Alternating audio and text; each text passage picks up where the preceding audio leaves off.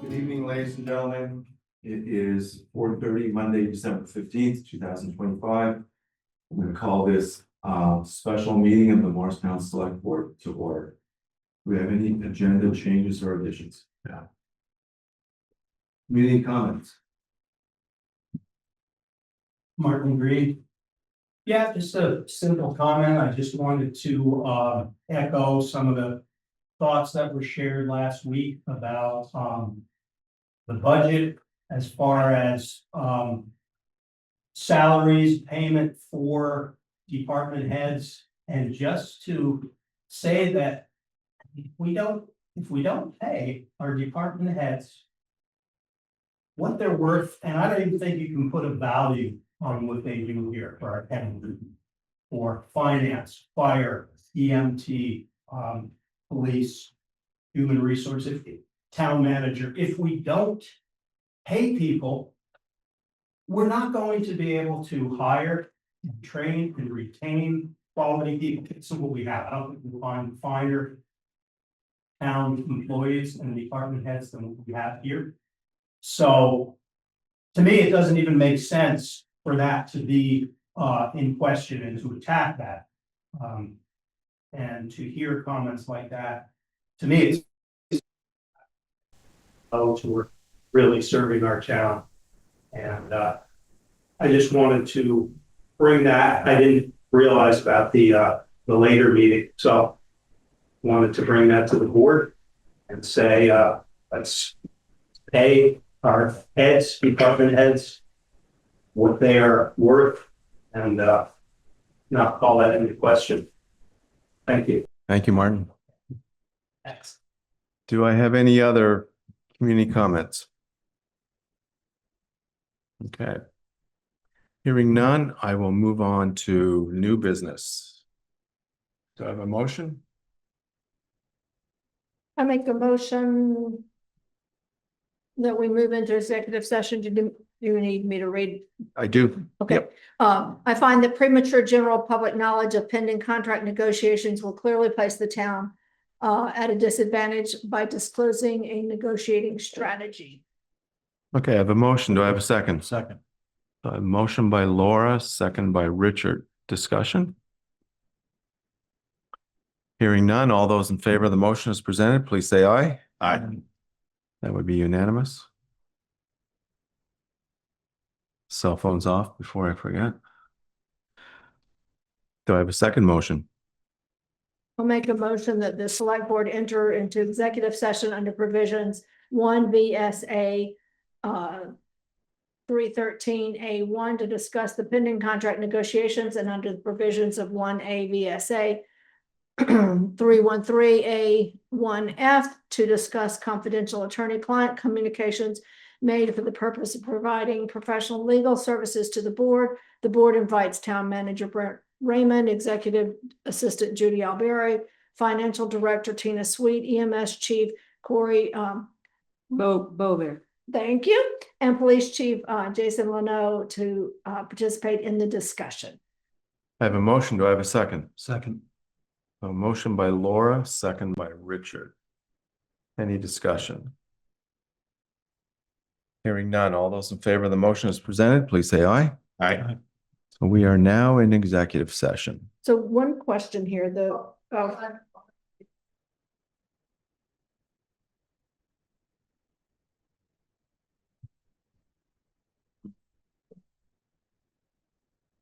We're in executive session at 4:34.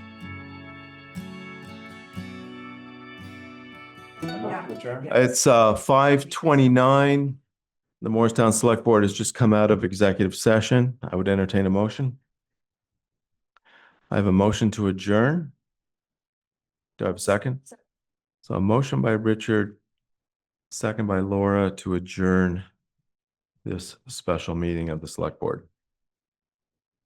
Any discussion? All those in favor of adjournment, please say aye. Aye. That would be unanimous. Folks on Zoom, I'm gonna reboot the system. So you're gonna need to come back into the waiting room. So just give me 1 second, please. Okay, good evening, ladies and gentlemen. It is 5:35. We're starting just a couple of minutes late. We had a meeting right before this that went a little longer. I am going to call the Town of Morristown Board of Liquor and Tobacco Control meeting to order. Do we have any agenda changes or additions? None. We do under old business, No, Liquor. we're in liquor, Oh. liquor and tobacco control. done liquor. One too many, Brett. Hold on, people. You have them on the side edges of the chairs now. We have no agenda changes or additions. None. We have minutes to approve from October 6, 2025. I'll move to approve the minutes of October 6, 2025. I have a motion. Do I have a second? So a motion by Richard, second by Laura. Discussion. Hearing none. All those in favor of the motion as presented, please say aye. Aye.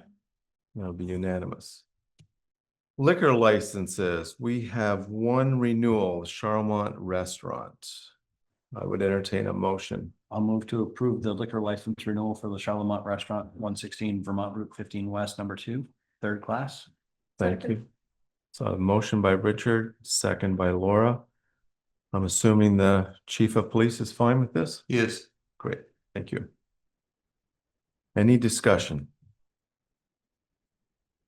Okay, all those in favor of the motion as presented, please say aye. Aye. That would be unanimous. We have no tobacco and we have no special events. I would entertain a motion to adjourn. I'll move to adjourn. I have a motion. Do I have a second? I have a motion by Richard and a second by Leah. Any discussion? All those in favor of the motion as presented, please say aye. Aye. That would be unanimous. We are out of liquor and tobacco. Judy, I'll wait for you. Great, thank you.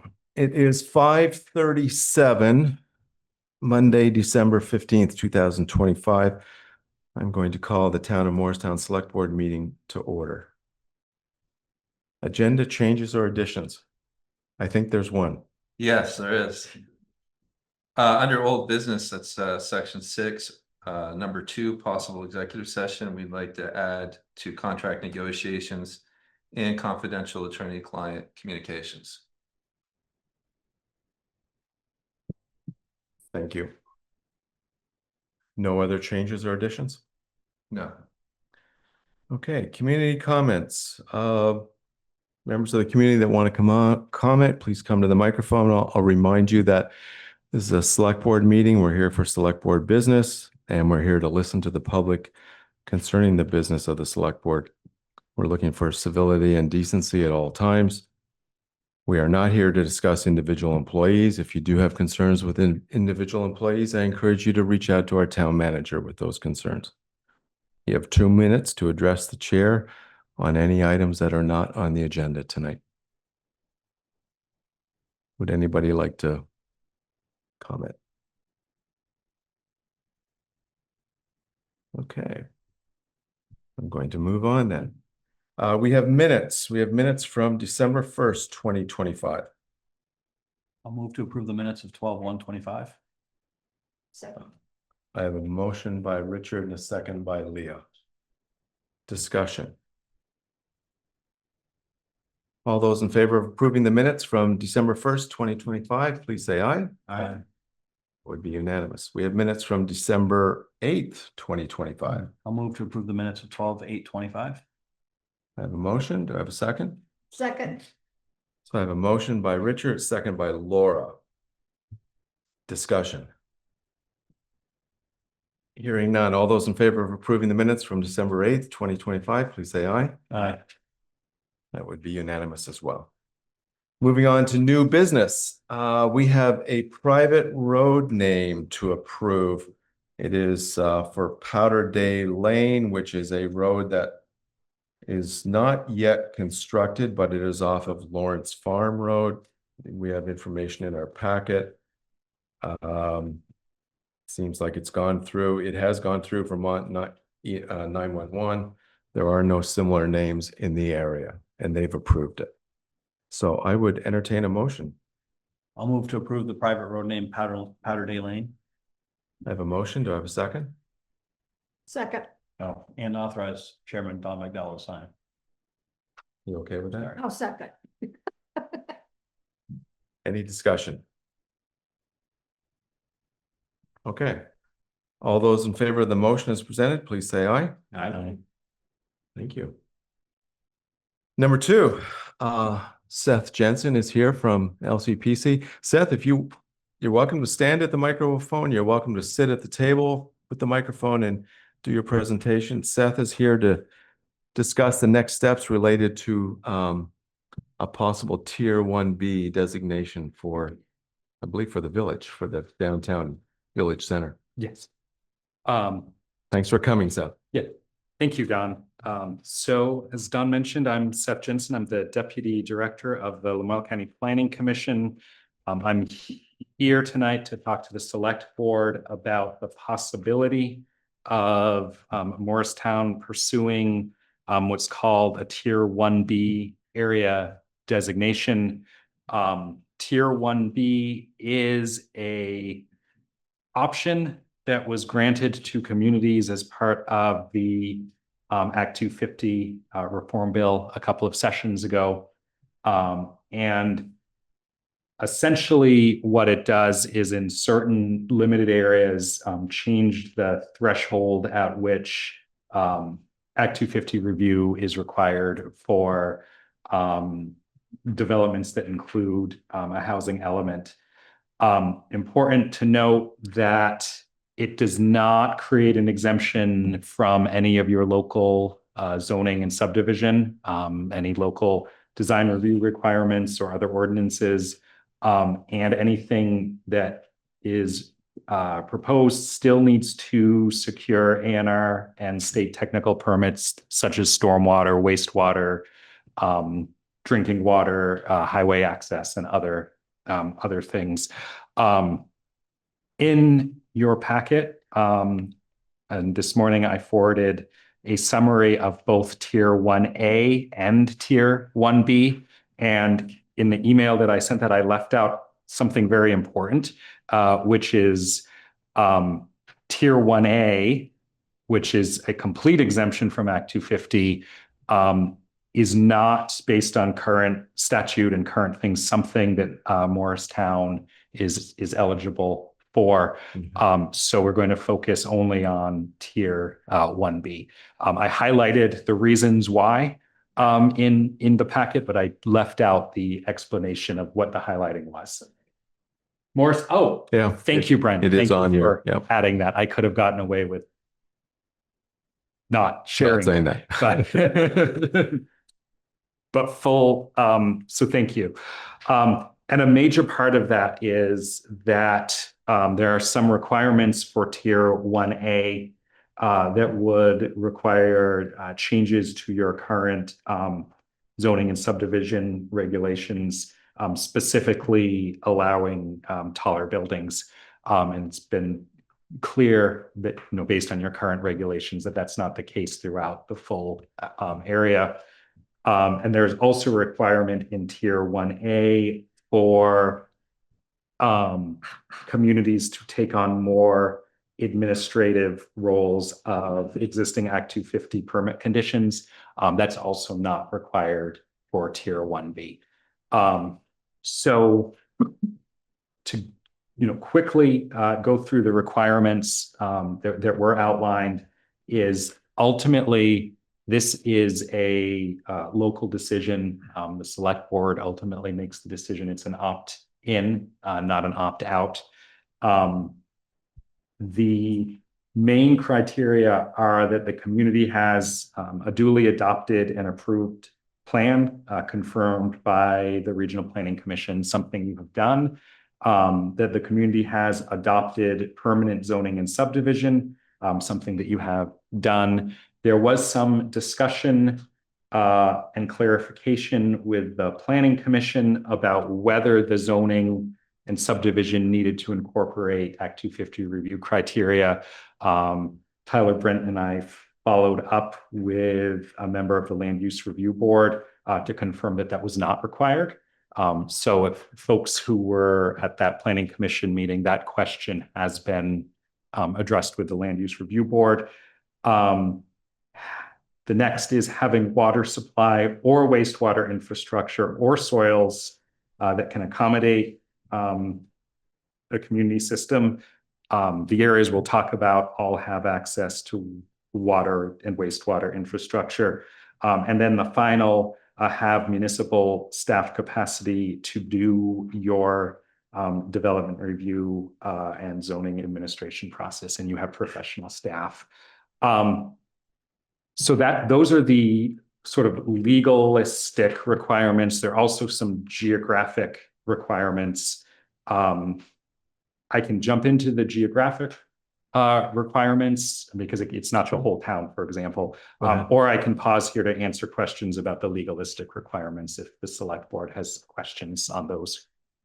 Jump into the map, yeah. Okay, so the map, the eligible areas are tied to the regional plan future land use map, which you recall we discussed earlier this year.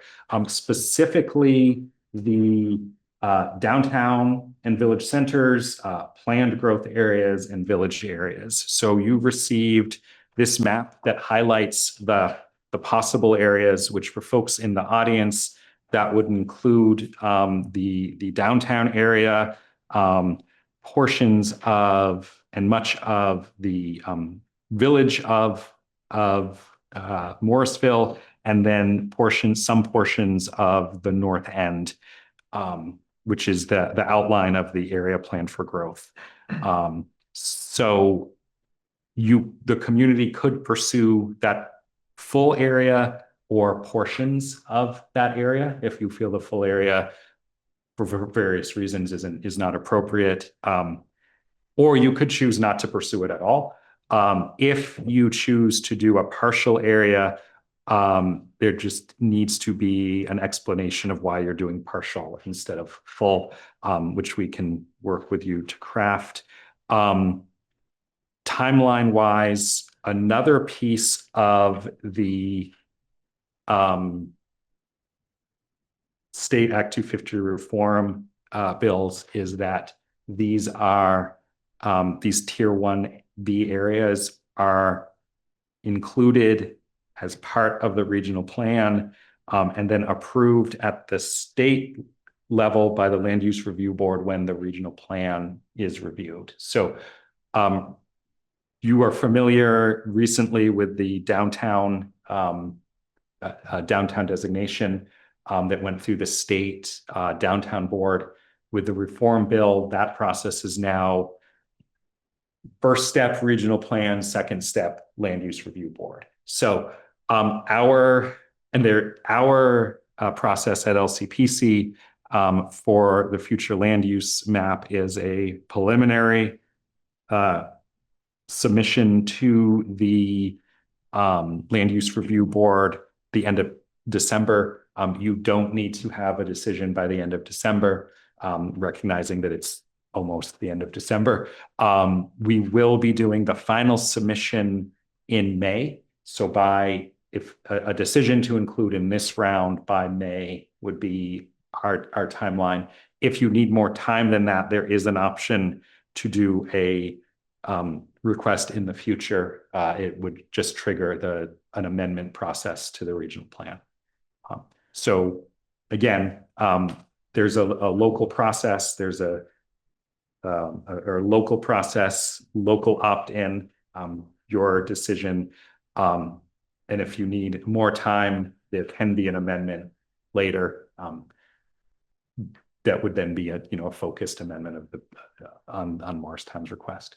So happy to pause and answer questions. So Seth, yeah, I've got a couple of questions. So just in regards to the map here, the village center around Katie's Falls, kind of obvious, and where it's delineated, it's kind of obvious where it is around Morristown Corners. I'm just looking at the main village center. So it looks like there's a significant portion of the so-called village that's not part of the village center, and that would be up Elmore Street, the end of Park Street, the end of Elmore Street, and then I guess that Jersey Heights area. But then there's also an area to the north there that looks to be outside that dotted red line, which is the village boundary, so going up towards Harold Street and up towards Route 15. Mhm. So, I mean, is that, I'm just wondering why that area that's not part of the village is part of the village center. So that area sort of up Harold Street and Brooklyn Street and is included because of the local planning for or our understanding of the local planning and feedback from the Planning Commission when they reviewed the map of continuing to foster reinvestment and development in the north end. I recognize that that is a more commercial area of the north end, and so that would be an example of you might choose not to include that in a tier 1B designation because of that. Yeah, it's included in the area plan for growth because there is a plan for growth in that area in the municipal plan. It may not be housing growth. So that would be why you might have a planned growth area that's not a tier 1B. It's actually a really good example of those kinds of considerations. So my other question is perhaps, well, what I would consider kind of the obvious question, besides relaxing the Act 250 requirements, which some might see as a pro and others Mhm. might see as a con, what are the pros and cons of opting into tier 1B? So I think that Why should we do this? Why shouldn't we do this? okay, that's a great question. So I think that a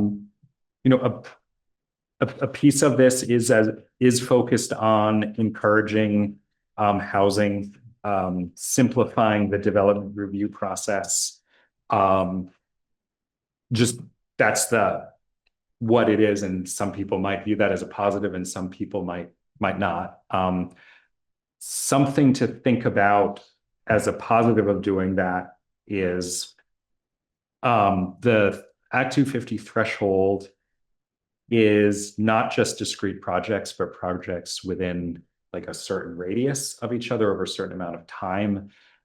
In some cases, smaller and medium-sized builders avoid doing projects of a certain scale because they'll hit that cumulative limit, and so that means the only ones doing the building are the big developers. So there's certainly have been examples of that in some of your neighboring communities of people just not doing certain rehabs because of that. When Hyde Park is also discussing this, a concern they raised about that was, does it potentially lead to, a few people building most of the housing and controlling most of the housing? I think any policy you pursue has sort of the initial policy decision and then the monitoring of is it working or is it not working. Where Act 250 has the most impact tends to be, or at least where I've seen it have the most impact, tends to be the water quality, floodplain impacts, review of agricultural soils, and then review of traffic impacts. Unlike most similarly sized villages in Lamoille County, have fewer floodplain impacts in your developed center compared to Jeffersonville, Johnson.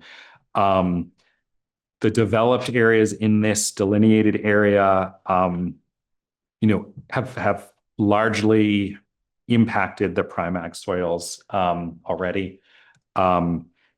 So I think that the question then for you is, your local connection ordinances, your local zoning and bylaws, do they address the kinds of other infrastructure impacts that you would feel, would need to be reviewed, because it will now be a local level review only in that discrete area. The double check of Act 250 would be exempt up to that new threshold. Okay, thank you. There's a couple of pros and a con in there. Yeah. Any other questions, comments? Brent?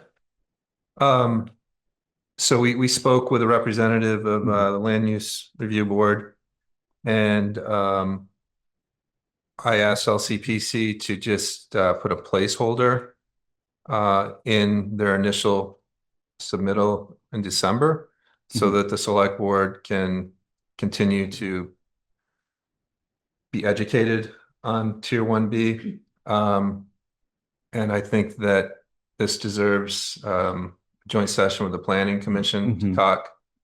I think this could be of personally great benefit to the community for housing projects. Again, this is 50 or fewer units. And, I've heard a lot of people in town worried about sprawl. This would limit to a designated area, so it would be considered smart development. And that development would be as strong and as restricted as our zoning bylaws. So I think it's really important that Select Board and Planning Commission have some conversations. But combine this with CHIPS, which is new legislation last year. The new rules were put out, I believe, December 19th. And that empowers this community to really be able to potentially take the next steps to develop a vision of housing for the future, in my opinion. And if you look in the community for buildings that haven't been developed in the past, they may even have permitting now, but there's financial reasons why perhaps they haven't been able to develop buildings that are, sitting unused. This could be really impactful. So I think it's important for the Select Board to continue to talk with the Planning Commission, talk with people like Seth and other people, so that you understand the strengths and weaknesses of the potential ramifications of this. But I think that the potential opportunity here is quite significant. Other comments?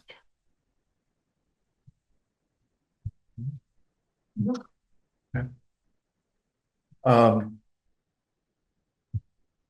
Well.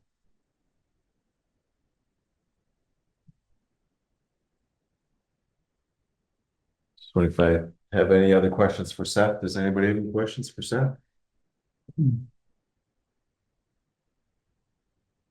Just a question, what's our timeline on this? Would we say March? Well, we really have until May, but I really would be uncomfortable with that. I would like, by February to have some sort of indication from Select Board after feedback from the Planning Commission and the community. So ideally, on my personal timeline, it would be like March, early March, where we're letting LCPC know whether we want to move forward with this or not. So we've got time in January, February to meet with the Yes. Planning Commission. Yeah. And is Stowe moving forward with 1B? Stowe is moving forward with 1B. Yep.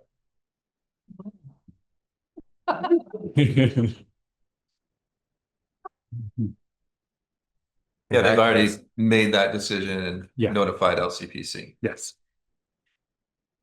What is the involvement of the village and the village trustees in this process? And the reason I ask, you talked about as a potential con, the, losing of say perhaps in traffic issues, water quality issues, water issues, sewage issues.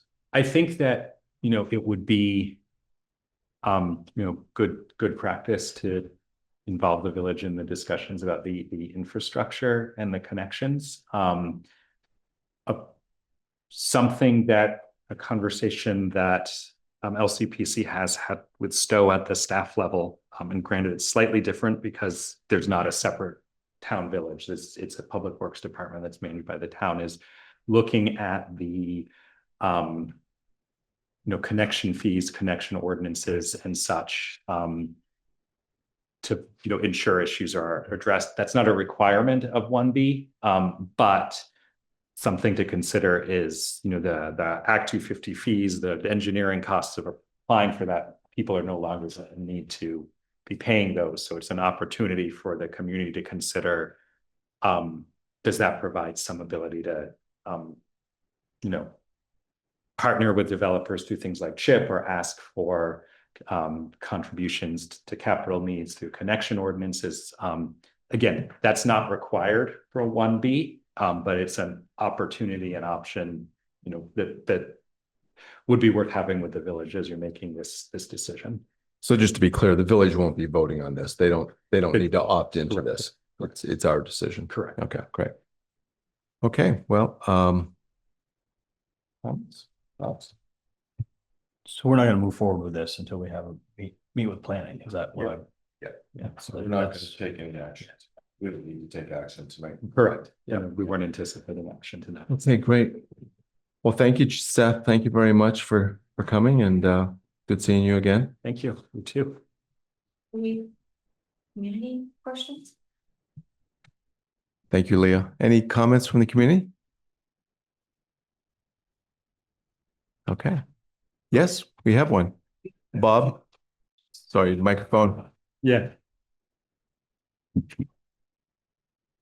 Hi, Bob Workery. I guess I'd like to understand how this benefits us. I heard Brett say it's beneficial. We seem to have a fairly significant bylaws and zoning regulations. So would this be something, I guess my understanding of Act 250 is any development over 9 parcels goes through the Act 250 process. So if this were a 20 or 30 unit development, does that prevent them from going through Act 250? Does this process take that away? They would, yes, for the threshold would go from 10 to 50. So the types of projects that you outlined would be going through the local review process, but not the Act 250 additional process. So we would, in a sense, the town would be responsible for maintaining all of the rules and regulations that would normally have been overseen by the Act 250 board, the environmental board. So in the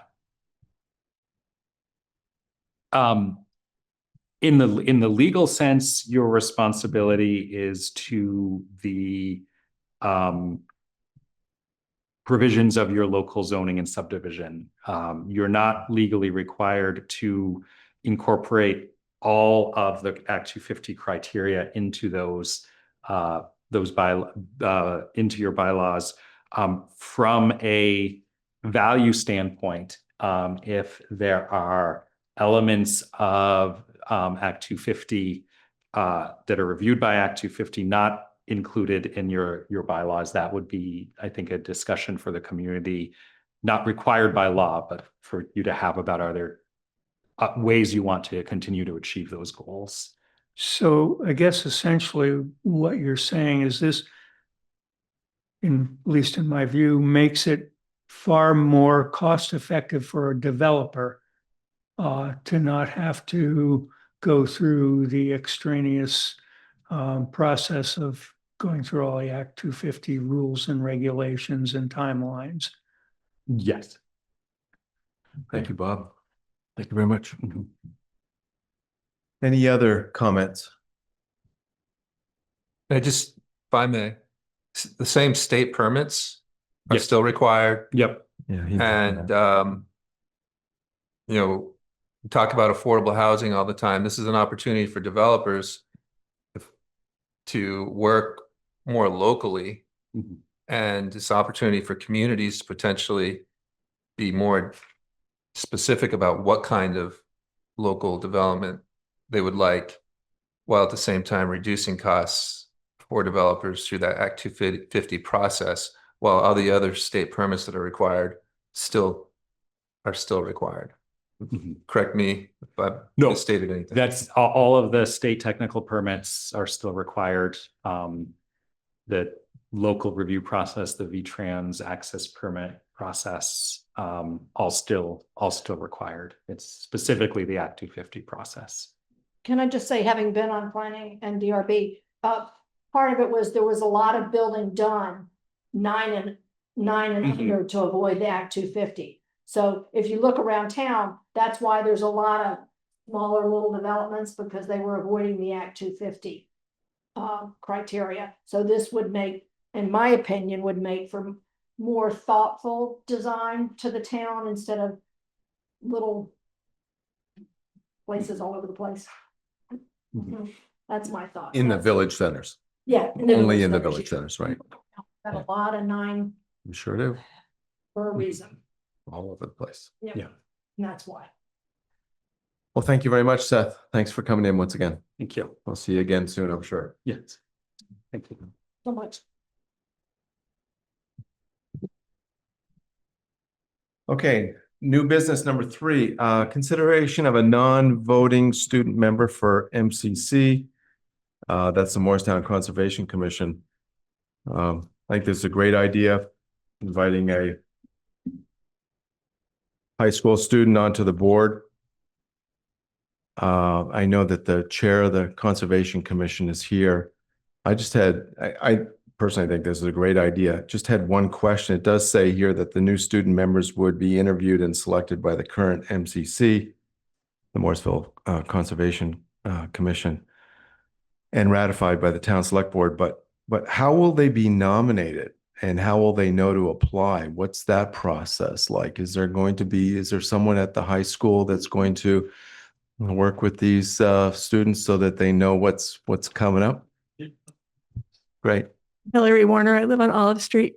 I've been in contact with Mr. Grant, the school principal, and he's eagerly waiting for the approval of this. So we would be working with him to ensure that there were opportunities for any student, whether they're homeschooled or private school or public school.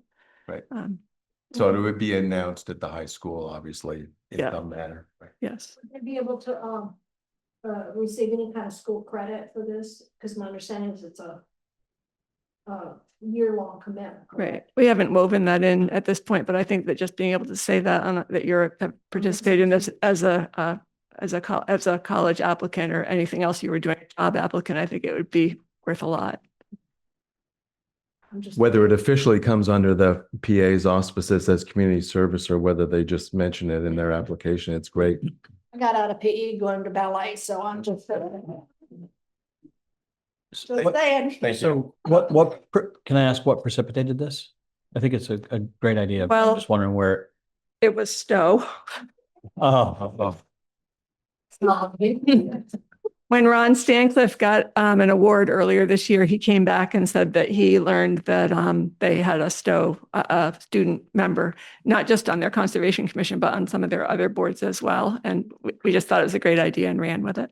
do you know if you have any interest? It's interesting to me. That's why I'm asking this question. Do I know if there's you know any if you have any interest from any youth in our community? No, well, we've really, We don't know not, yet. yeah, we don't know yet. Yeah. All right, super. So I would entertain a motion then. I'll move to approve the addition of a non-voting student member to the Morristown Conservation Commission. Once selected by the MCC, the student member may be appointed by the select board to serve a term of 1 school year from fall through spring. I have a motion. Do I have a second? Second. A motion by Richard, a second by Leah. Any conversation, discussion? Okay, hearing none. All those in favor of the motion as presented, please say aye. Aye. That would be unanimous. Thank you. Thank you. Thank you. Yeah, obviously a great idea. Discussion on, next item, discussion on automatic mailing of annual meeting ballots. We have an annual meeting coming up in March. I assume that's what this is. And I have Sarah Haskins is here, our town clerk, to talk to us about this. Sarah, do you have a presentation for us? Not really a presentation. This is something I come to you annually since the legislature made the enabling law that the board can decide whether or not they want to mail the annual ballots or not. I'm just coming to you now so that I have planning time to let the community know whether or not they should expect automatically mailed ballots or not. And if you decide to once again do it, so I just can get the word out and start working with the printing company to get all of the supplies that we need. It's a roughly $10,000, give or take, postage fluctuates. We've seen participation was between around 16%, and now it's between 35 to 40%. So it's more than doubled by the mailing of the ballots. And I also wanted to use this opportunity to remind community members that January 15th at 4 p.m. is the deadline for any article petitions.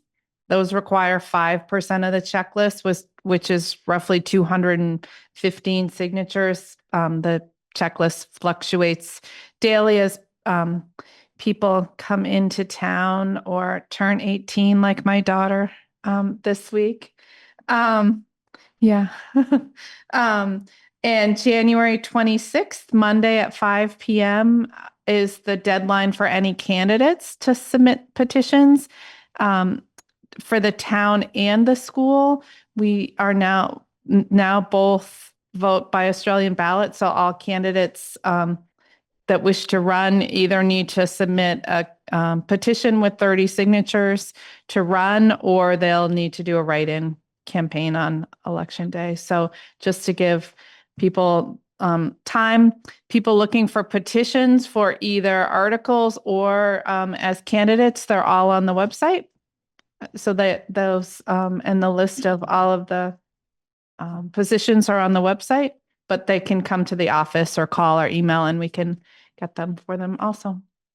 So just to be clear, January 15th would be the deadline to petition an article, Mm-hmm. and January 26th to petition to run for elected office. Mm-hmm. Okay, great, thanks. Couple of questions on the ballots. Will the school be paying for half of it this year? So that's a separate question. So the school board usually they will vote if they want to mail their ballots or not. And then you have to allow them, if they vote that they want to mail them, then you would allow them. So if both bodies decide that they would mail them, I split the cost and bill the school half. But I don't know at this point what they're thinking. My other question is, having been involved in the elections, is that, we always have a much higher percentage of people voting when there's a president or when there's a major vote. This is one of the first that we've had that I've in a long time that I can remember that it's just local. Do we have any idea what the numbers are? The numbers I told you were for non-presidential primary or so every fourth year is the double election. Those numbers are higher. So like when we had a special vote on a general election day, that was 55%, which is really high. So I'm just going to say my concern is the postal service is horrible right now. Stuff takes forever and stuff's getting lost. So I have huge concerns. I also have huge concerns with 2 failed budgets and 2 barely passing. If this fails, we're obligated to continue on, which at $10,000 is a lot of money. I hate to go there, but and I really have concerns about the postal service. It's horrible.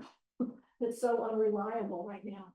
Mm-hmm. So I know that it's so much better if we did not automatically mail because then then we go back to, then do we have to have the justice of the peace come in and stuff the ballots? So if they're not automatically mailed, it just depends on the demand. Then people would request the ballots that wanted a ballot mailed, and we haven't done it in so long. I don't know what the demand would be, if our staff could handle it ourselves, or if I would need to have some of the justice of the peace come in and stuff ballots for us. I'm guessing it's not 4,000, but Yeah, okay, just considerations. Yeah, I hear what you're saying, Laura. On the other side, the fact that, and it's too bad that we have to mail ballots to increase the voter turnout. But the fact that we do, and the fact that we have, and the fact that we have the data that supports that we do have a much greater turnout.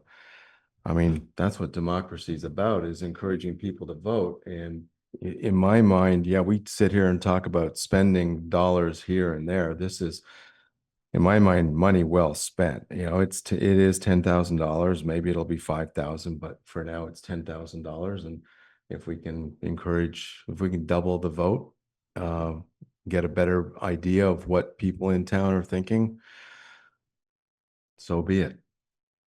Sarah, what's the number? You said, would you say the participation is with mail-in ballots? I don't remember what you said.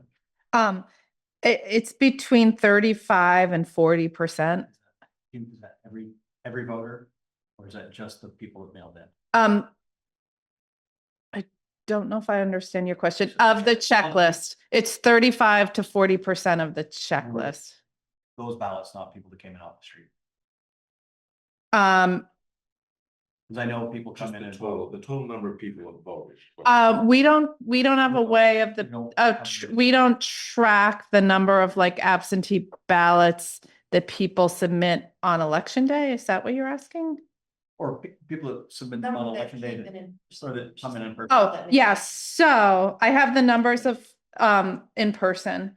So last year's annual meeting, 7% of all voters came in person. And 28% was the checklist, 35% total voted. In 24, 10% came in person, 30% voted in absentee, 40% total.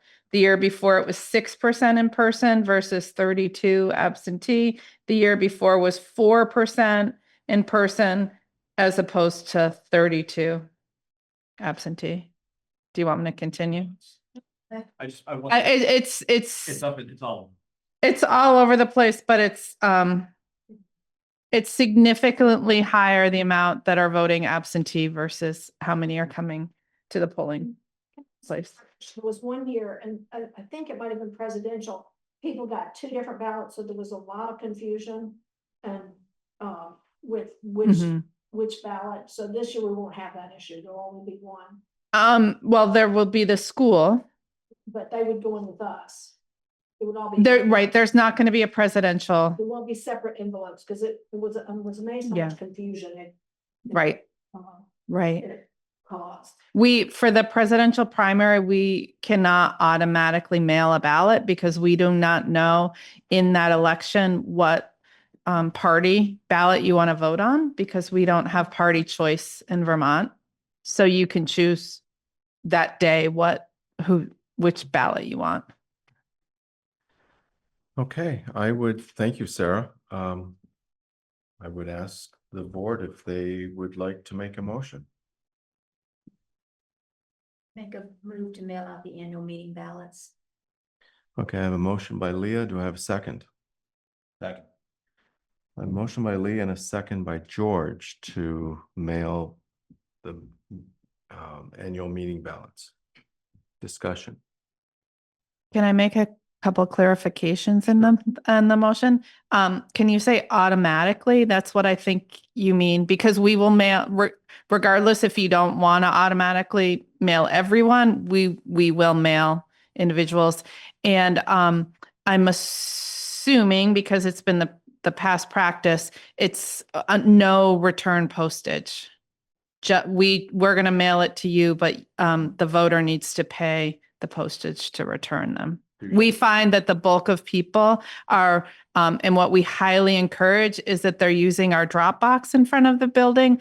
They're bringing it into our office, or they bring it in on election day, and they can actually vote it into the machine. Because like you, Laura, there's not a lot of, I agree with you with the postal service, there's not a lot of time for them to receive it, vote, and mail it back. So you're suggesting the motion be, I move to automatically mail out the annual meeting ballots and to do so without return postage. okay, I've motion to amend. Do I have a second? Second. Okay, so I got a motion by Leah to amend her earlier motion, and I have a second by George. Just want to add one caveat that you can correct me if I'm wrong. My understanding is federally that if you drop a ballot into a mailbox, it has to be delivered.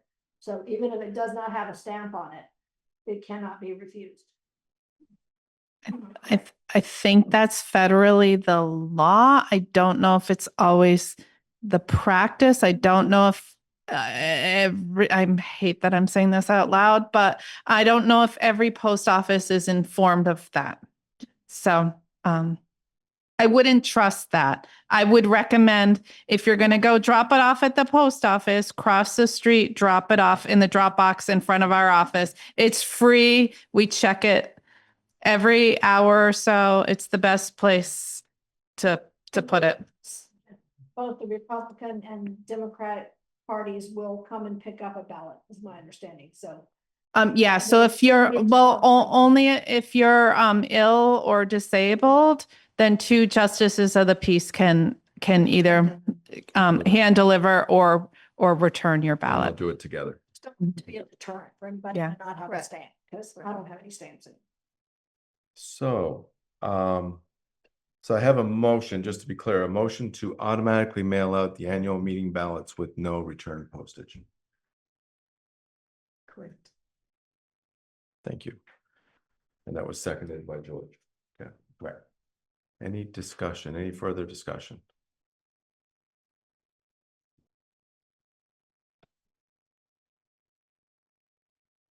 Jury thrown. So if they're not automatically mailed out, does that mean that those individuals who want to vote would have to come here and pick up a ballot? Request one be mailed to them. They can call and have one requested, which puts it into the clerk's office, is having to individually email those out. Okay. That's the downside I see, but you know, it's just a labor thing. Thank you. But just out of curiosity, what does the $10,000 is that inclusive of the company that we pay for the folding and all that? That's an all inclusive.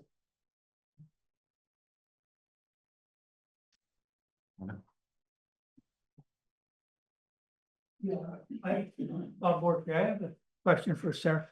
Do you know how much of the cost incurred by this is labor, stuffing the envelopes and so on and so forth?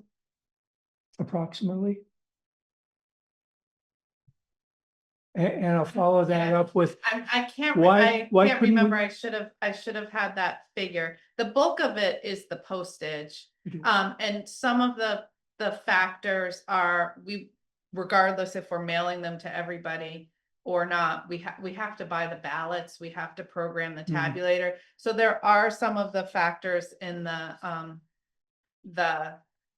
$10,000 that we would have anyways. Mhm.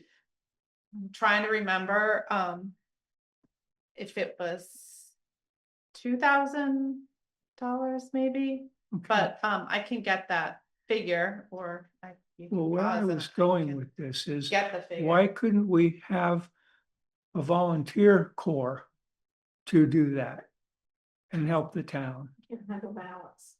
We can't handle a ballot. When's that? Yeah, just Um, one conversation. Well, we did it, the first couple of times we had the justices of the peace, who are amazing. We have the best ones in the state. We found that there was more human error when, there were humans stuffing all of the ballots, and we pay them minimum wage. And it was actually more cost effective, sadly, to have the machine stuff and more accurate than the humans. Cause I did an analysis, after the couple times of doing it. And Thank you, Sarah. Thank you, to Bob. consideration the new postage rate, because it's gone up No, significantly, right. which could raise it. It was just an attempt on my part to see if we could help the town in reducing the cost of mailing those ballots out. Thank you. Can we get an update with the new postage? I'm just concerned because postage has gone up significantly, and is it done by weight? Like we have the potential to have a lot of sheets this year, so with everything separated out, so you know, I that's just really concerning to me. That Yeah, so the cost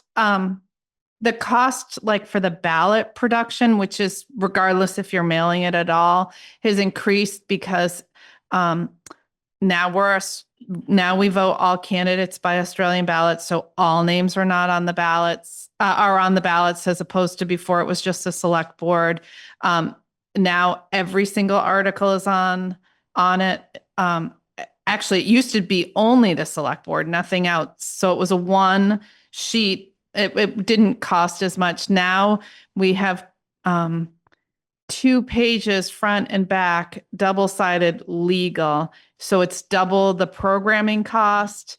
The printing cost of the ballots is a lot more because we now separate the articles for the appropriations, which is what the Secretary of State's office highly encourages is the best democratic way to do it when you're all Australian ballot. It's not like when you're at town meeting and you can have that floor discussion about each of them. So there's pros and cons to everything in life. So, you know, Australian ballot, our participation is a lot higher, but the costs to running the election are a lot more. Yeah. And those number of articles that are on there is very much a response to the public concern over the last many decades in this town. They've wanted that ability to vote on each of those separately.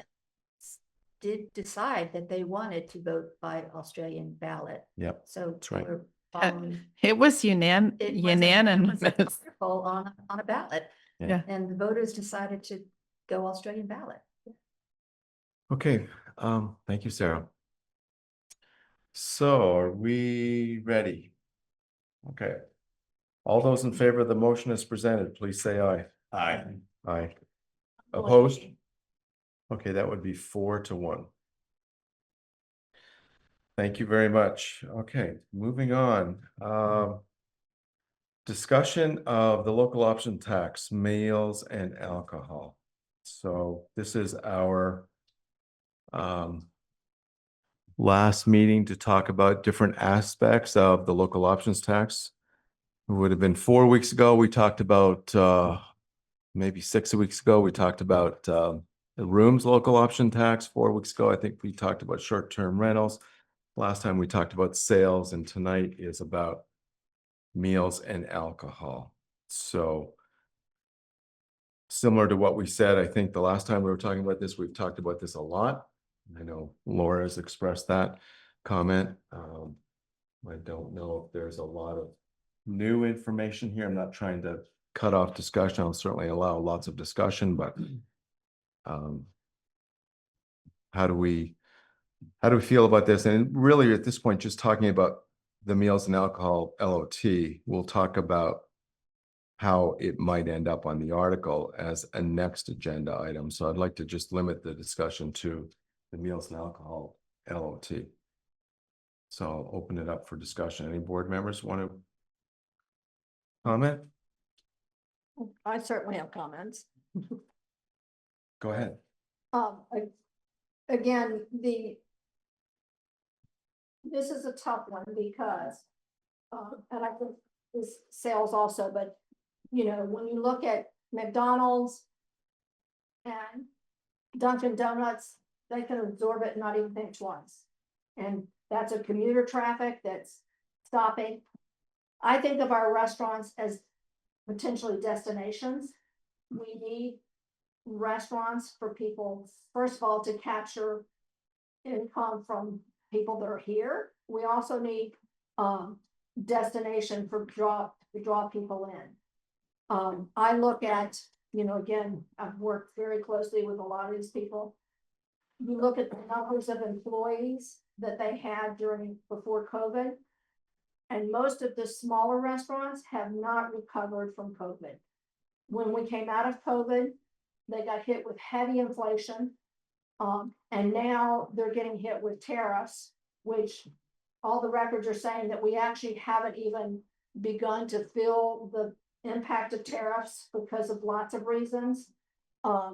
And so, I don't want to live in a town of McDonald's and big franchises. I want the small towns, and I would go out to eat. I mean, I'll admit, I go to Hardwicker Stowe because they have night restaurants where I can go and sit and have a cocktail. And, we have so few here. And I really think we need to focus specifically on this, that, we're already paying 10% on alcohol to go have a cocktail in a place. I really think we need to focus on building the economic base here, because these are the places, first of all, when you go and spend money at these local businesses, we've lost Debs, Thompson's just changed over, we're losing places like crazy. But when you go spend this money, you're giving it to people who are paying their bills in town, paying their property taxes, and they're hiring which I think is huge. And I think if we start, again, we need to keep money flowing, and whatever we can do as money is drying up to keep that money flowing, to keep our local economy going, we need to. So this is one I'm adamantly against, because I know for a fact that they're not going to come in here and tell you that they're on the border. No business wants to walk in here and say, I'm struggling, I'm on the potential closing. So we're not going to hear from them. So, and again, I feel like I'm a voice for them for that reason. And also that many of our business owners live in Elmore, they live in Hyde Park, so they can't technically vote. But they are directly impacted by this particular tax. And I just think it's detrimental for us going forward. I think it's reactionary. This, I've been on this board for 3 years now, and we need to really address, our spending, which I do think Brent has done a good job, and really start looking at other revenue resources, which I have brought up multiple times and none have been addressed. There are other revenue assets out there. We were warned that the grand list was going down. We've done nothing. Now we're reacting. Oh, we're panicking. Let's add taxes. The bad precedent for town. And I just think if we're trying to get people to move here, we need to invest in our town and not penalize them. That's my. Well, you won't be surprised. I disagree with I disagree with what has been said. This isn't reactionary. This is something we've been talking about for a while. We had a budget presentation last week. For those of you that were here to listen to it or have listened to it since then, you know that we've done, I think the administration's done a fantastic job of keeping the operational part of the budget very much under control. But we do have other burdens on our budget, and we can choose to do none of the infrastructure that needs to be done in this town. We can choose to do what up until a couple of years ago hadn't been done for well over 10 or 12 years, and then pay the price now for not doing it. We can do that going into the future as well. Or we can place even greater demands on property taxpayers in this town. Or we can implement a local options tax, which allows us significant revenues coming from those individuals who aren't paying property tax in this town, but are coming into this town and using the infrastructure and using the services that we all pay for. That's significant. The local options tax is a very significant portion of the budget. I said last week, the budget that was presented was a 9% budget. If you took out the 3 special articles, the bridge and infrastructure, fire. I'm not suggesting we should take those articles out. It would drop it down to a 3% budget, a 3.5, 3.6% budget, I think it was. That's a significant decrease. The LOT can easily replace that $460,000. That's what it was. It was $460,000 reduction in those articles. Because we're talking about, when you consider all of these together, we're talking over $1.1 million, and those are conservative estimates. That's significant. It's worth noting that meals and alcohol, I mean, rooms, I think we all agree at this table, and I think many people in town agree that's a no-brainer. The problem with rooms is it doesn't bring very much money into this town. Meals and alcohol, as opposed to sales, is certainly much more discretionary. People going out to dinner and having a cocktail or having a meal, it's not something that they need to do. It's not something they have to do. It's not part of their survival budget, family budget. It's a horrible way to say that, but it's just discretionary, and it's 1%. Go out and spend $100 on a meal. It's an extra buck. There's not very many people that worry about paying that extra buck when they're paying $100. I have talked to a number of business leaders in this town as well. I've talked to leaders, select board members in surrounding towns that have implemented this. And in their minds, it's a no-brainer. Why wouldn't you do this? Our governor supports this. Our governor's come out and talked about LOT for towns like Morristown as being a smart way to get revenue from those towns around that are utilizing your services that you're paying entirely for. We have tremendous infrastructure needs in this town. We've talked about paving, we've talked about sidewalks, we've talked about a new public safety building, we've talked about a new highway building. Those are just a few, and these are expensive. And this is a way to generate the revenues to get this paid for. And it's been suggested that places have closed down lately. I know that. It saddens me that that's happening, but it's not because of the LOT, because we don't have an LOT. There's something else going on, that's for sure. And it just seems to make sense. I don't like the idea of going back to the way things used to be in town, where we stopped paving roads and we stopped repairing sidewalks, and we just used the same old buildings over and over and over again, and we didn't put any money into them. And now we're paying for, like this building, we're paying for the needs for it. We have a highway department that's spending close to $100,000 a year in rent for a building. It's a beautiful building. I've been in there. I've toured it many times. It's gorgeous, but it's $100,000 worth of rent that we're paying for because we don't have our own village highway building. Go up on Cochrane Road. We got a town highway building. I'm sorry to go on like this, but it needs to be said. We got a building up there that has incredible needs.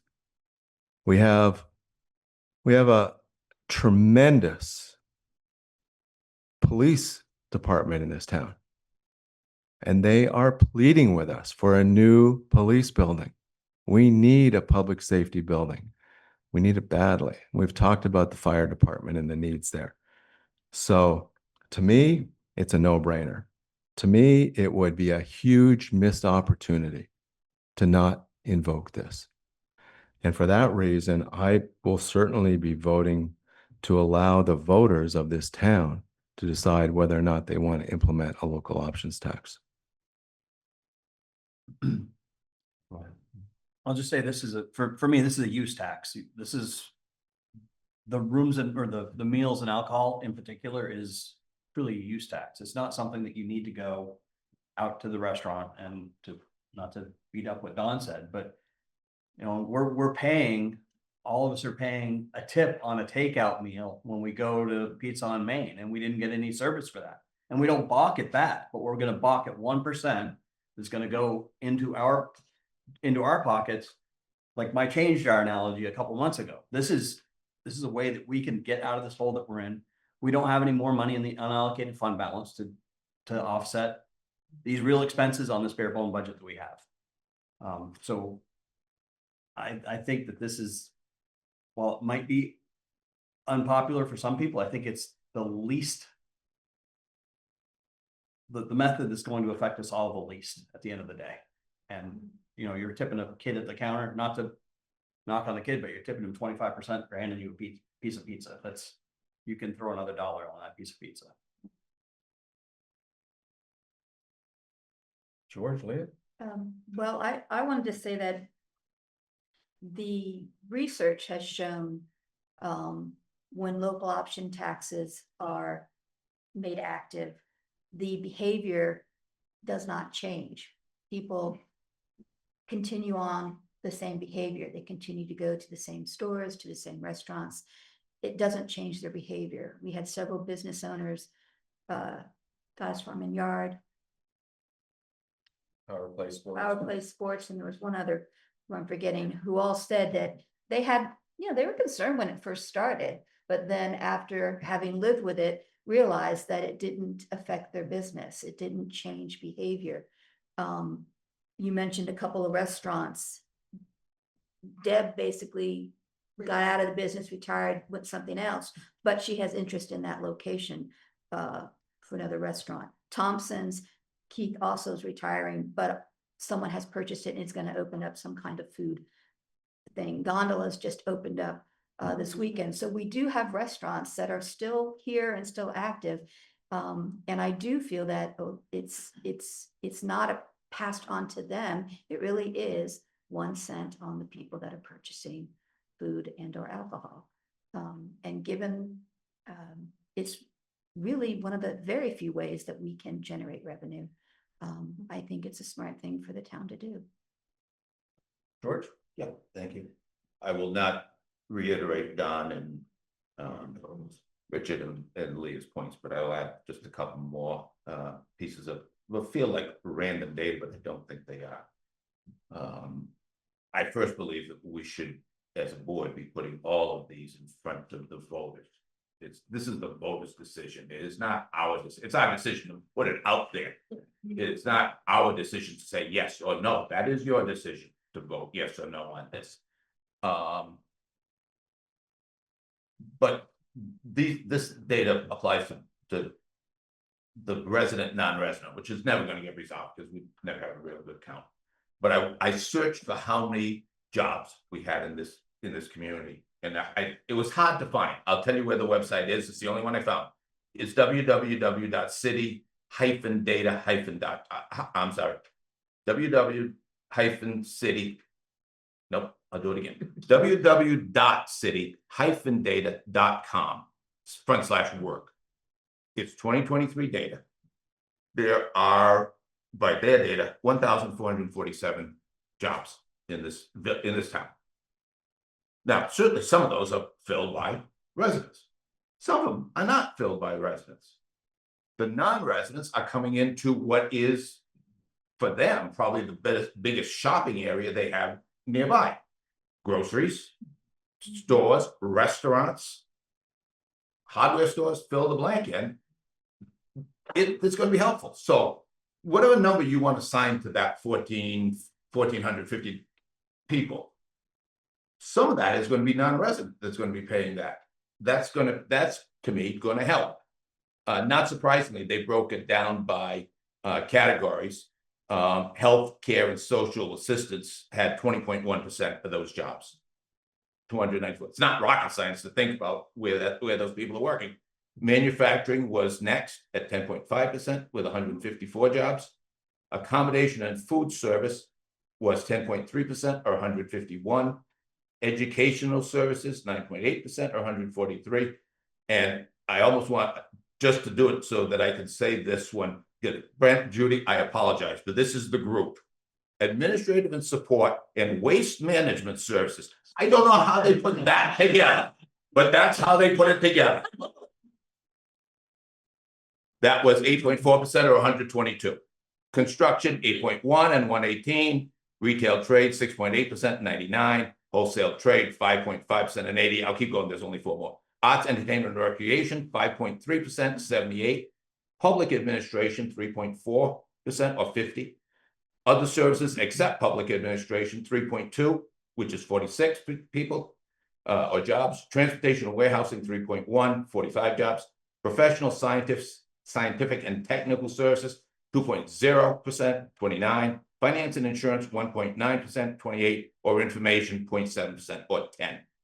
The other, what is totally different data is I went back to when we were looking at the Cadiz Falls Bridge.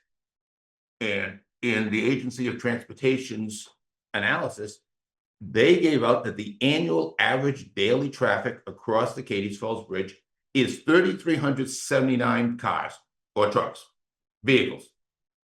3,379 is an astounding number to me on a daily of what I think is somewhat a back road. Richard, tell me, but I don't think that's all Cadiz Falls people going back and forth. No, that's not. No. So we've got, again, through traffic that is coming through Cadiz Falls over the bridge. Maybe they're coming to work in some of these jobs in Morristown. Maybe they're going on through to get to Stowe and they're hopping on the Stagecoach Road and off they go. But they're coming through Morristown, 3,379 average. It's up and back. It's up and back. So even divided in half, Jerry. So it's a commuter back and forth. It's still talking about 1,700 cars roughly, or people, or carpools going back and forth. These are people that, again, are, if they're not residents, some of them are certainly. Cadiz Falls is going to be contributing to their own bridge traffic, but not a whole heck of a lot. They're people who are going to say, well, while I'm coming through, why don't I stop at store A, restaurant B, whatnot? Again, some are residents, some are not. So I am all for everything that Don and Leah and Richard said, and I want to see the voters have opportunity to express their opinion on these 3 on ballot, and which is another reason why I'm supporting a mail-out ballot, so that we can get as many people as possible, get their opinion, get their vote on whether these are good ideas or bad ideas, and take it from there. Thank you. Can I add one more thing? Go ahead. Just as a rebuttal, I just want to say, of course, the state is all gung-ho because they get 25% of this. So it's a revenue generator for the state. So we get 75% minus some admin for paper and stuff. And again, the 2 of my rebuttals on arguments is, yes, it's discretionary, but if people don't go to our local restaurants, and this is more really, I'm focusing really more on the local restaurants, because sales is a whole nother animal, because that incorporates all the mail in. The restaurants, that's really local, because people are not mail ordering takeout meals mostly. But the, it employs people, and that money is paying their taxes, and they go and spend, things on here. So it's a matter of keeping the money going. And this thing of, it's only $1 plus 10% of my Medicare that just went up. It's, added to this. I built a garage, and in a year and a half, it went up 33%, and it would be far more now for tax, for supplies because of tariffs. I mean, Medicare has gone up over 50%, over 100% for people. So it's not this thing of, it's only going to cost you a few cents. No, you can't look at it as just a single thing. You've got to look at it as cumulative. And that's my argument. And I am really specific about the restaurants. Sales is a whole nother, because again, that you get all the mail order, that's very different. Although if construction people are ordering stuff online, which they do because we don't have here, that means if you go to do something at your house and they have to order stuff online from, specialty cabinets or whatever, all that's going up. And you can look at, I don't want to get into sales, but my concern is that of all of these, and I will say, I'm just going to throw this out for rooms and meals, or for rooms. We used to have a hotel. It went out of business. Just saying, we can't support a hotel. But not because of LOT. but not because of LOT. LOT, but Yeah. just saying, if we want to incentivize business, we have to look at what we can support and what we can't support. Just- And just wanna add- has changed the whole I just have dynamic. to Wanna add- clarify one thing. Yeah. That the state receives 25%, the That's what I town would say. receives 75%. That 25% minus the transaction fee goes into what's called pilot, which is payment in lieu of taxes. And that's the money that the state uses to give back to the towns that have tax exempt or state Yeah. buildings so that they don't pay taxes. So that does give municipalities money back. It used to be that the towns got 70% and the state got 30%, but the towns lobbied and said, no, you're collecting too much money. And so they made that change. So now it's 75%, 25%. With that money, 25% going back to towns in lieu of taxes. Yeah, thank you, Leah. That's what I was going to talk about was the pilot program. So it's not like they're just throwing in their coffers and using it for whatever, but. Comments from the audience. I see one hand online. Ed, I'm going to get to you in just a second. Martin Green. I'd just like to express support for Don and George, Richard, and Leah. The things you shared, I'm not going to say them all again. To me, it is a no-brainer. And as I was thinking about this today, a phrase popped into my mind, and I would just like to share it. In the way that the bypass in town relieved congestion going through the center of town and the snarling of traffic, the phrase that I thought of was that this LOT would be a budget bypass in a way that generates revenue that doesn't put strain and burden on the budget, as was mentioned tonight, for those things that we need, things like recreation, libraries, sidewalks, all these things we've been needing, where it would be a painless revenue generator. And again, because of misunderstandings about it, it is so crucial and imperative to overcome the prejudices and the ignorance about this in a way that the public, the voters are educated, that it's not a repressive, oppressive type tax, but something that is really going to help us. So Thank you, Martin. Anybody else in the audience before I go online? Come on up. Yeah, I'll make my way across. Ed, will be a couple of minutes. Jamie Jarrett. Normally expenses follow revenue, but we're in a position where expenses or revenue needs to follow the expenses, right? We've got infrastructure that is in dire need of upgrading, and it has been for years, and we haven't been able to do it. We have an opportunity here to garner possibly $1 million or in excess of $1 million. This is going to offset a lot of the costs that the taxpayer is paying. I understand where you're coming from, Laura, and you have, this is what democracy is all about, right? You've got your set, and everybody has their own set of how they want to do things. But ultimately, I think I guess the real answer for me is this is an opportunity that we need to jump on. And I believe that the support of the community, when it's presented in a way that it's going to offset some of their property tax, it's just going to pass with flying colors. And I think, we're beating a dead horse. I think it gets on the ballot, let the voters decide, and we can move on to other things. This board has done a phenomenal job in the last few years in comparison to previous boards. Okay. And I commend each and every one of you on the board, as well as the administration here, for what you all have been doing the last few years to make this town, or bring this town into a better idea of what you know, we can sit there and talk about Stowe, right? We could become the Stowe on a small scale. Thank you, Jamie. Thank you very much. I saw at least two more hands. Let's go with Evelyn and then Bob. Say go with that woman. I said, go with Evelyn. Evelyn. I'm sorry. I am Evelyn Throne, and that's what I heard. But I heard Evelyn, yes. Thank you, Evelyn.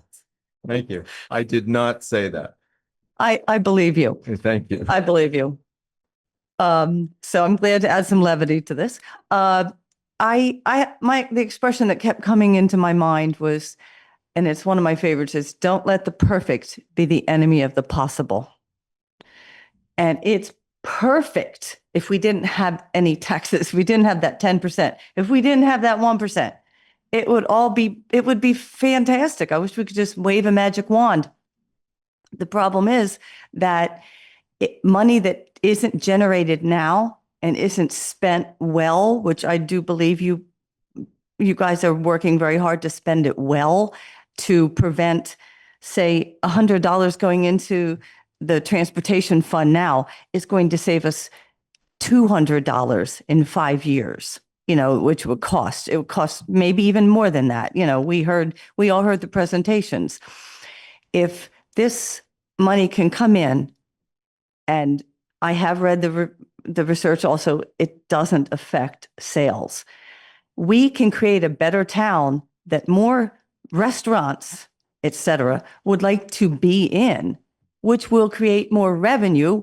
And if we can spend it now and we can put it into things and we can save that money that just builds up from not doing things, from costing the taxpayers in a couple of years from now, it's not anything I want to say yes to, but it's something I think it's wise to say yes to. Thank you, Evelyn.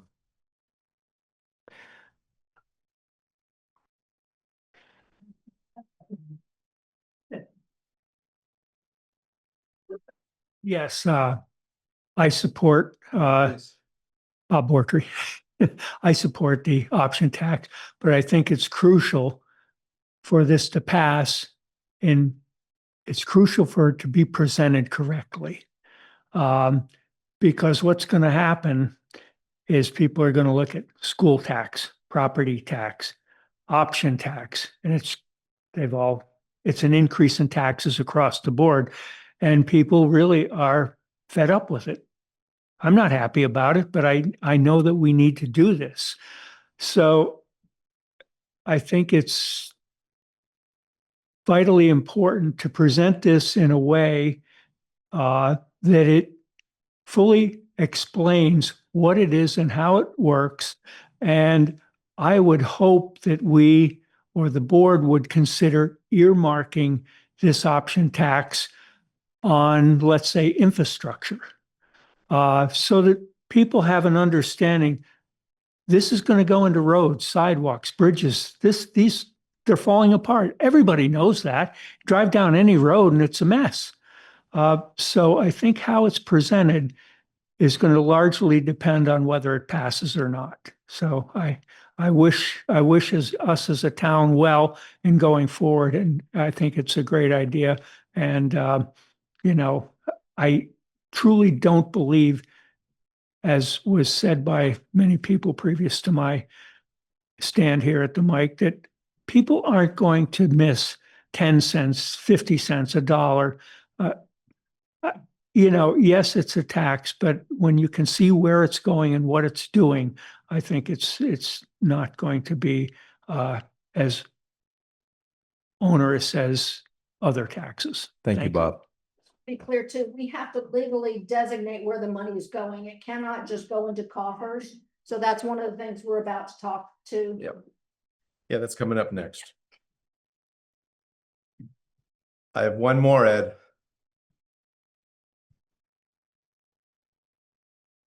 Jerry Throne, I'd like to agree with what Bob and Jamie said and kind of marry the two together. And it's important that the voters know all the facts and all the information is presented to them in a way they can understand it. And as far as what Jamie was saying about this has the potential to lower our taxes. I think that's very true. I think it would be beneficial if the administration could put together a little example of how much, if all these taxes were to be enacted, that would generate and what that would do to our individual taxes as they've done where they have a $200,000 home, a $300,000 home, and a $400,000 home. I think that would be very helpful to have something like that. Thank you very much, Jerry. I've had that conversation with somebody just this past weekend, so I think that is a great idea. Mr. Lowington, I believe, wants to chime in. Go ahead. I think you're muted right now. There you go. Hey, so Ed Lowington, Well, hold on, Ed. are we good? Okay, go ahead now. Yep. All righty.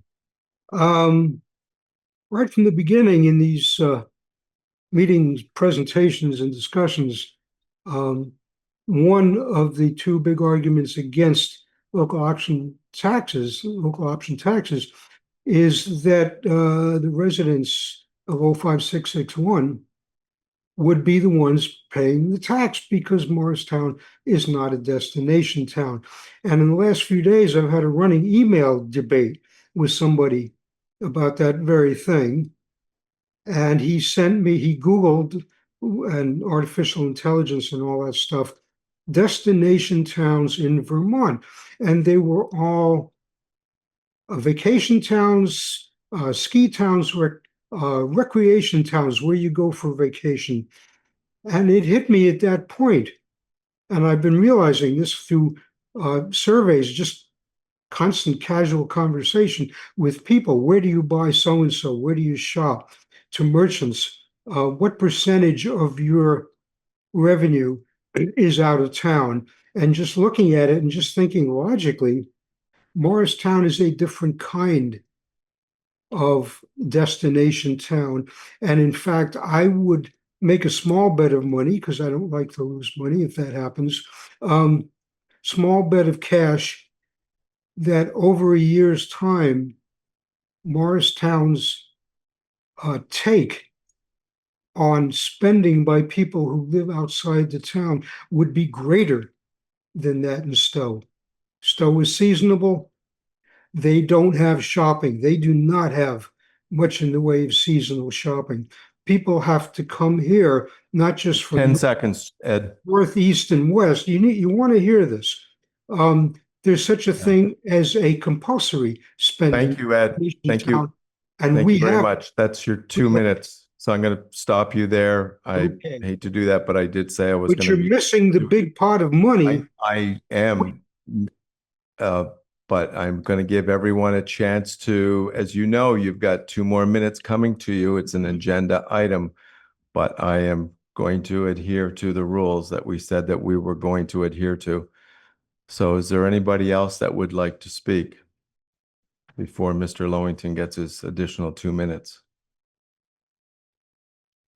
Hearing nobody, go right ahead, Ed. You need to unmute again. Right. All I wanted to say, I only had about 3 more seconds. If that is the case, if Morristown is a vigorous destination shopping area, and you have all these people working, you have all the social services, which for one thing had the negative impact on this town of making it a work town. We bring in people for social services who do not have much money, but they will spend something here. You're missing the big part, and I think it's the one you've decided not to do, which is sales and use tax. The real money coming in here spends it on restaurants, not on restaurants. They spend it on buying their necessities to take home and use during the week, and they do it weekly. Okay, so what I'd like you to do is put the sales and use tax in, and you'll get the serious money. Okay, thank you.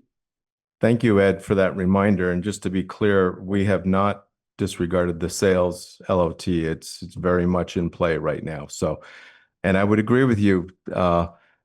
Morristown is not the destination town that Stowe is and Manchester is and other tourist destinations are.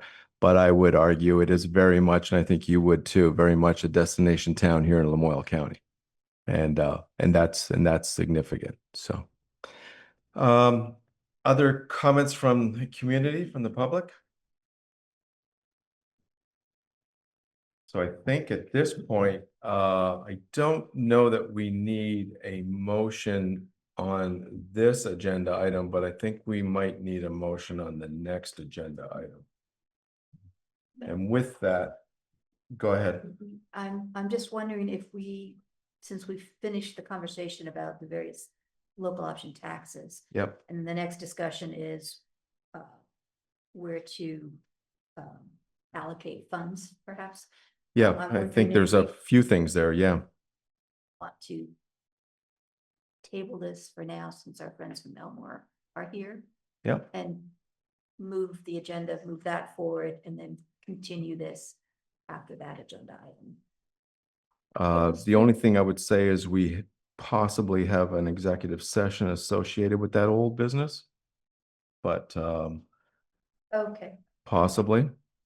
It's the way the agenda has been designed, but it is the will of the board. The next agenda item is to just continue our discussion of the local options tax, but to not talk about them individually, but to talk about how we're going to present this to the public. Question on number 6, that's where we're actually going to make a vote to put it on the ballot, because we haven't done that yet. Is that Better correct? yet, how, yes, and how we're going to put Yeah, it on the we ballot. just, yeah, okay. Yeah. Perfect. That's my So thoughts. is the board okay if I move on to number 6? 6 of one, half dozen of the other. I don't get it. Okay. Not be both a motion on where it is set. Because That's going to be number 6. Yeah. I will support Leah's motion to move, since Elmore's here, to Okay. move that up. I'm fine with that. Okay. Sir Chairman, we're fine. We appreciate the consideration. We can wait. It could be wrong. Would the board like to rearrange the agenda? I'm more than happy to do it. I just need a head nod. I think we should. Okay, let's do it. So the chair will reorder the agenda, and I would welcome the town of Elmore to come forward with their proposal. This is old business number 1, their proposal for continued Morristown EMS service. So come on up. We've got 3 guests in the room, but we can put a 3rd chair there pretty quickly.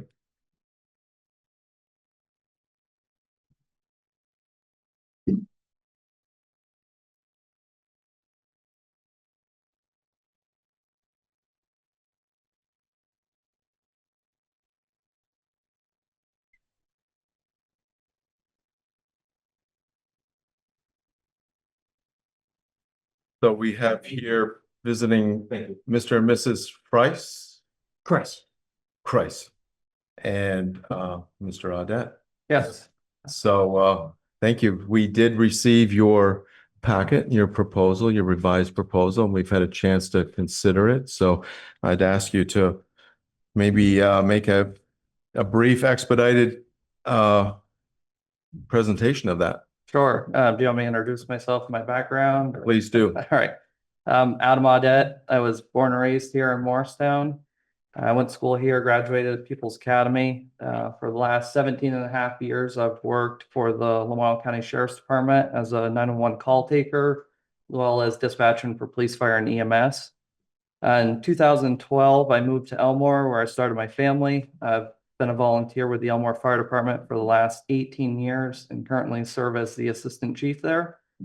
I'm also on the Elmore EMS Advisory Committee through both my work as a dispatcher and my role with the fire department. I've had the honor of working closely with Morristown EMS for many years.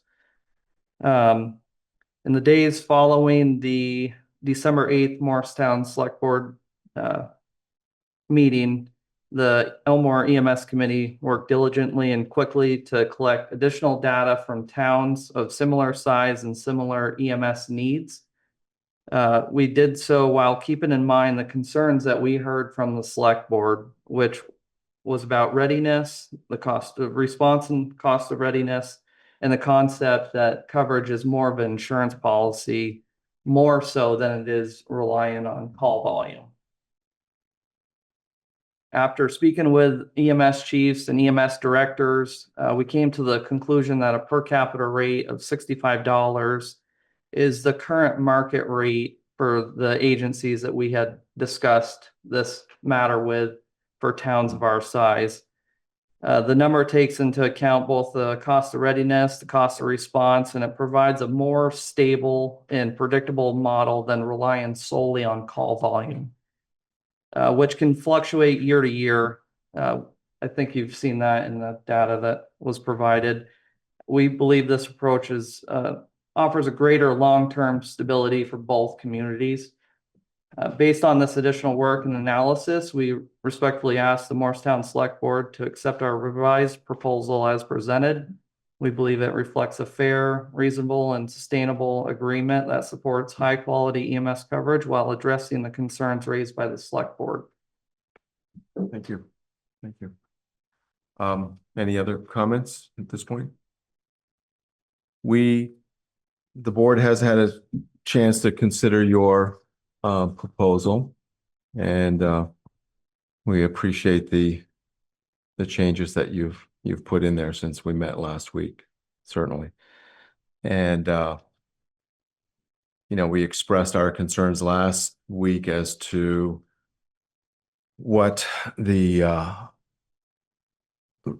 property taxpayers in Morristown are paying to support EMS and what Elmore is paying to support EMS. And we certainly appreciate the fact that you've increased your proposal from what was approximately $42,000 to $60,000.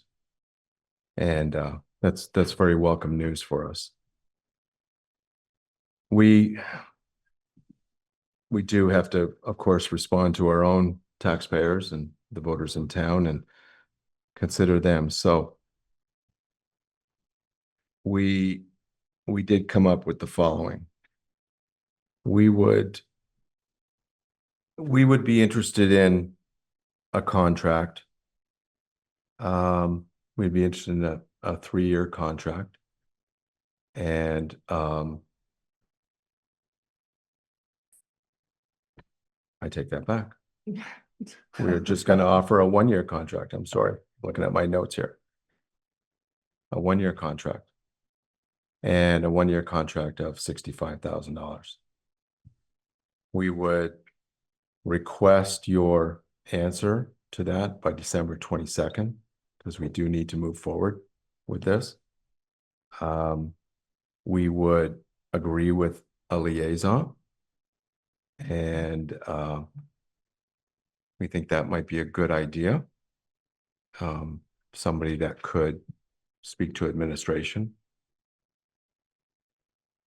We also think that if we're going to do this for 1 year, that next year we would need to establish a committee, a subcommittee, much earlier on than December to begin to talk about the year after. And that might include a couple of select board members. It might include EMS chief and some individuals from Elmore. But that would be our proposal. Okay. I think a joint committee is welcomed. I think there's a lot of information out there and data that could be collected to give a clearer picture of what are the actual costs, for example, of readiness. How do you calculate it? How long is that ambulance and crew sitting in the station and not being utilized? But also taking into consideration the municipal grand list of Morristown compared to the municipal grand list of Elmore, and how significant that is in a difference. I think Morristown's 1.1 billion roughly, Oh, the grand list. where Elmore's is 187 million. Right. And But we are talking per capita costs here. And, last week we have gone back and looked at our budget, our EMS budget. And I did throw out, if I took the total EMS budget as it currently is for this year, 25-26, and just simply divided by the number of people, and it was $154 a person. But we've gone back and looked at that and removed the revenues that we get. And it comes down to just $100 and change, $103 per person. So what we're suggesting is that Morristown would be paying approximately $103. Obviously, the budget's going to go up next year. We're talking current numbers. And that $65,000 would be about $74 and change per person in Elmore. Yeah. I mean, that's what the readiness is. The readiness and the preparedness is for that person, for that individual. And we're paying for that. And we're just asking Elmore to help us out with that. Right. It still puts you at 75% of what we're paying. But we think that's fair. We think, we appreciate the fact that you've come up significantly since Brent and I had that conversation with the board back in June. We've come a long way. We were talking $35,000. Now we're talking 60 some odd $1,000. That's nearly a doubling. And we do appreciate that. And we hope that Elmore can look at that and say, that's certainly a fair proposal. We're not asking you to pay what some would argue is 100% of what's fair, but we're moving in that direction. Yeah. It's fine, Mr. McDowell. Thank you. I think the committee can help understand that for both taxpayers, Elmore and Morristown. Okay. Yeah. I apologize for how my presentation started, but I have a lot of notes here. I heard 3 years. No, 1 year. I didn't hear that. Will we get a written proposal from you that we can present to our select board, or how do we want to proceed with that? Yeah, I can put it in writing, and of course, we'd want that in some sort of interlocal agreement or agreement structure at a later date. But if we get confirmation, select board, it's given me authority to move this process forward. Okay. Don, can I ask a question? Again, I'm not sure if it's my hearing. Did you say December 22nd or 27th? 22nd, 2/2. Well, I thought we had Which is decided next Monday. 27th. Next Monday. No. Just 7th. Yeah. To reiterate, I heard $65,000 for a 1-year agreement Yes. Fiscal year with a 26. liaison With liaison. and a formal agreement for 1 year.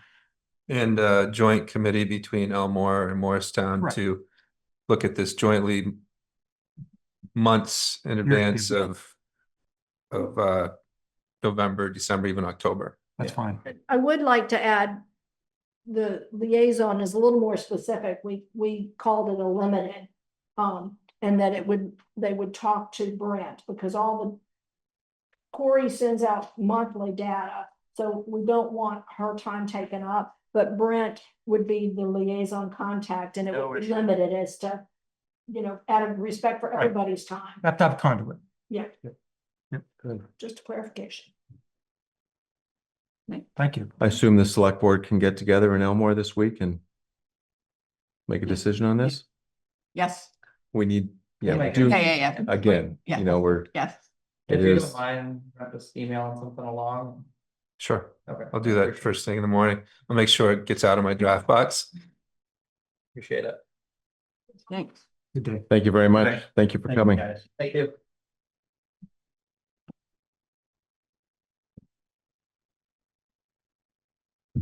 Okay, I'm gonna go back to number 6.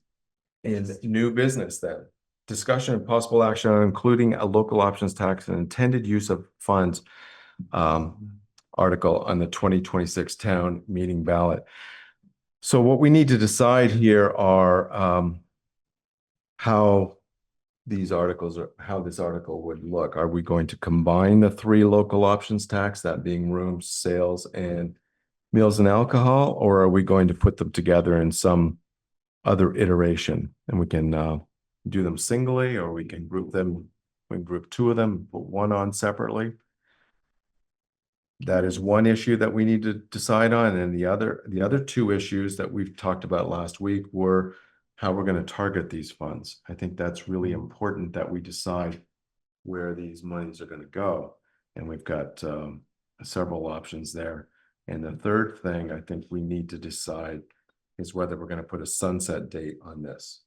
Are we going to say, for example, that the LOT would be in place for, say, 4 years? So the voters know that it's not going to continue forever, that they would have a chance sometime in the future to come back and vote on this again, for sure. So those are what I remember as being the three items that we need to begin to make decisions upon. Go ahead. Well, I have a question, but I would make a motion that we list each of the three separately as an article. My one question is, So I have a motion. Okay. Do I have a second? I'll second that. So I have a motion by Laura and a second by Richard, and the motion is to list each of the LOTs, that being rooms, meals and alcohol, and sales, as separate articles for the townspeople to vote upon. Is that correct? Yes. Okay, great. So let's talk about that before we go on to some of these others. I think that's, I think that's the best option, you know, because that way people, if they have strong objections to one, we don't lose all of them. Because that's my concern is all or nothings, and we've seen in the past, sometimes aren't as good. Question, my understanding is when you put an option, an article regarding a local option tax, part of that article has to include how you're spending the money. Yes. So we're going to have, as you would say, 3 separate articles, one for each type of LOT, with how that particular LOT is going to be spent. That was my question, and we needed answers on, can they each have their own designation? Because we do by law have to designate where it's going, and it cannot just go generically to pay off taxes. It has to go to a targeted. So and I think that is a correction. I think it can be, and I think I think I said that before, and that was my error. I believe it can be stated that it can be used to offset taxes. I said that last week, and it was said that I was wrong, but it turns out I am correct. You can use it to offset you taxes. can? You can. Yeah, my research showed it did, but anyway, can we each one be separate? That was the other question, was can we allocate each one to a different I'm going to suggest, again, I've got a few things here to decide. We can make this motion to have these to vote on these separately, and then we can have another motion later that says, if we do decide to do them separately, that the sales LLT will go towards X, Y, and Z, and that the rooms will go towards X, Y, and Z. So I don't think there's any requirement that our initial motion necessarily say where the funds are going to go. We can build upon that concept. So again, I think what we're discussing here is whether we put the 3 of them on as separate articles, or whether we group them either 2 in 1 or all 3 together. So I guess that's where I'd like the conversation to be right now. So I just want to, because all my research said you absolutely, and people that I've talked to said you cannot use it to pay down taxes because That's not germane to the motion right now. So let's Okay. just stick with the motion. Well- We can talk about that later. We'll come back to that, I promise. So how do we want to build this? Do we want the voters in town? This is our decision. We get to make this decision. Do we want all 3 of these together? Sales, meals, and alcohol, and rooms?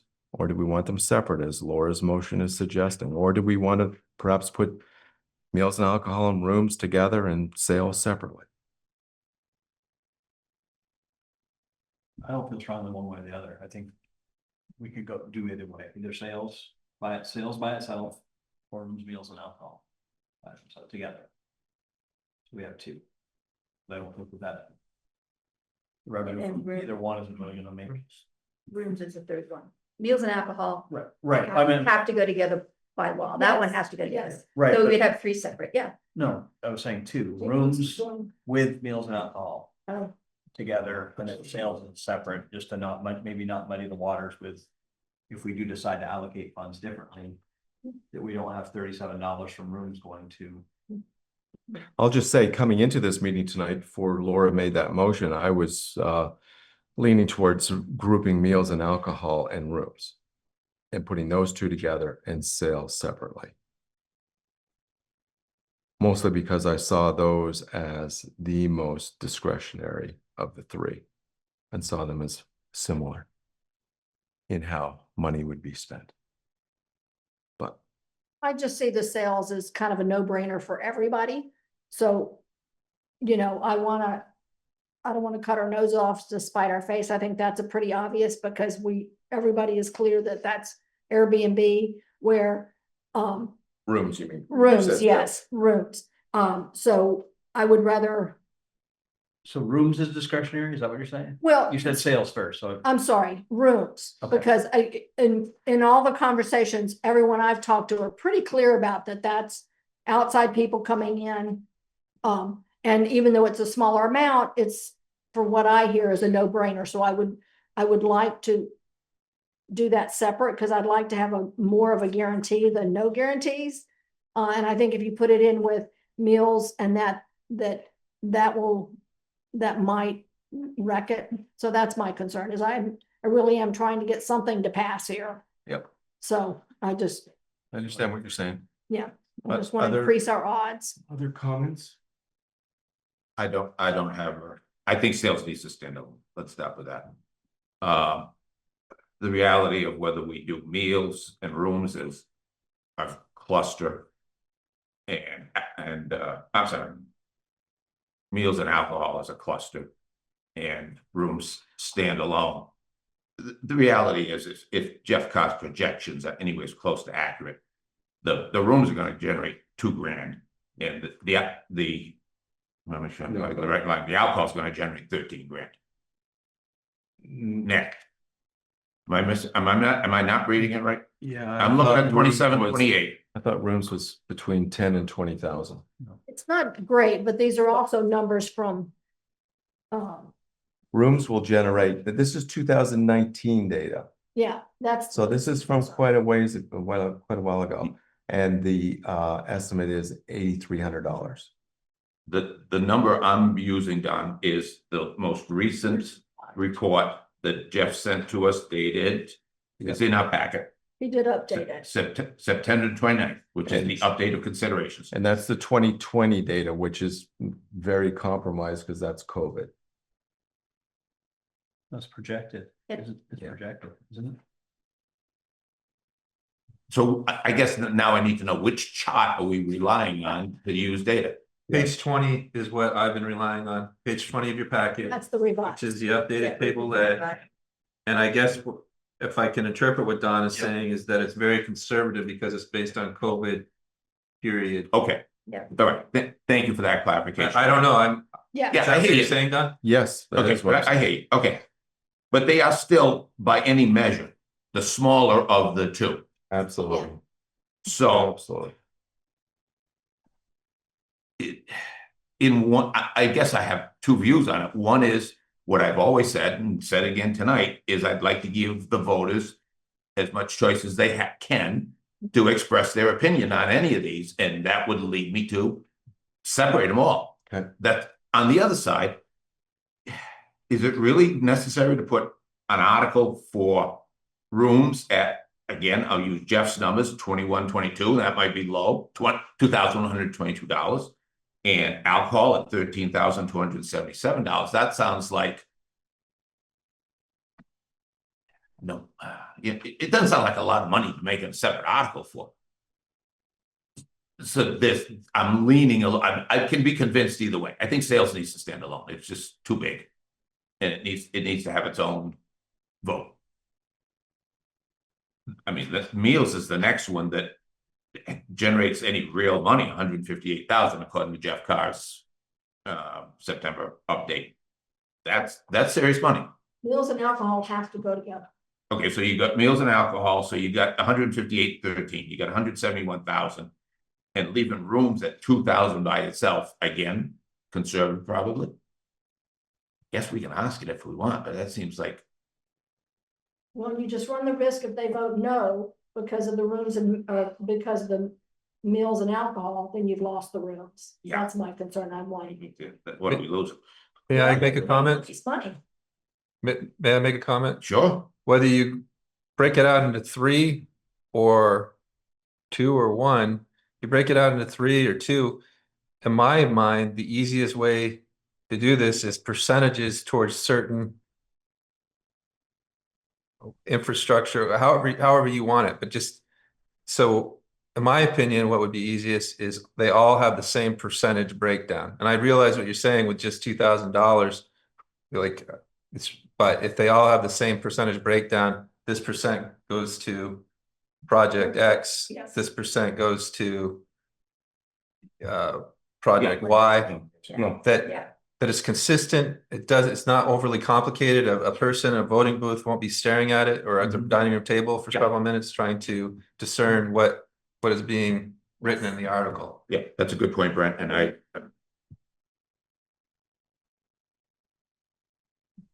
But I have not, like you all might have something that I'm not understanding with this. So I just want to put that out there. I honestly had not thought about using the same percentages across the board. Now that you say that, that makes a lot of sense to me, and I appreciate you saying it because that makes it very consistent. We have to have a conversation clearly about what are the categories, what are the percentages. But once we decide those, we've decided them for all the 1, 2, 3. As I'm repeating what you said. That I like. I think that's very clear. So I appreciate that, Brett. Thank you. Yeah, I was under the impression that we would, as so many of them, that there's one place that it's going to that we concentrate and raise a certain amount of money so that we can sunset it and accomplish things. I have concerns if we start dividing it up, that, you know, that, and it goes on and on and on, because again, everyone I've talked to talks about sunsetting and, you know, and again, I get back to, let's set it at, we're gonna make 5 million, and at 5 million it stops, you know, because we stick that in the bank for whatever. And then if we want to reissue it and do another project, because I think we're all pretty clear roads, the infrastructure is pretty much the thing. So for me to concentrate and generate money for one very specific project that we can accomplish and get it through is a buy-in for me. And then the next round, if, you know, we voted in again, then we have another. That's my feeling. If we start dividing it up, I think it. What do you mean by another round? Another separate vote? Yeah, so say, and I'm just throwing, I don't have set numbers, So but would we vote on this every year? no. So you say we're gonna make, you know, $5 million is the sunset. So we anticipate that's probably gonna take 3-4 years. So when we hit that 5 million, we start reconsidering, okay. I would not put a dollar amount on it. And maybe it's not dollar. Because what we were working with are estimates, and if, you know, the economy goes crazy and wild and fantastic, why would we limit ourselves on how much revenue we generate? I want to go back to what the question is at hand before we get into how we're going to spend the revenue. Is how do we want it to appear on the ballot separately or combined or whatever way you can permeate it. I don't have a problem with separating them out. To me, it's making more paperwork. I'm fine with separating them out. I do also feel comfortable putting meals and alcohol and rooms together because that's a natural grouping of things. But I'm fine with having folks weigh in on each one separately. I think Richard. I just, exactly like Leah said, I just don't know if administratively there'd be any more to having 3 separate sections versus 2. But that would be the only thing for me, because the number is so small for the rooms. It's like George says, $2,000. That's not really I understand what Laura's saying about that, but I don't think I think it all comes in, whether it it's is coming what from it the is. state, it's all calculated. It's just giving the people an option.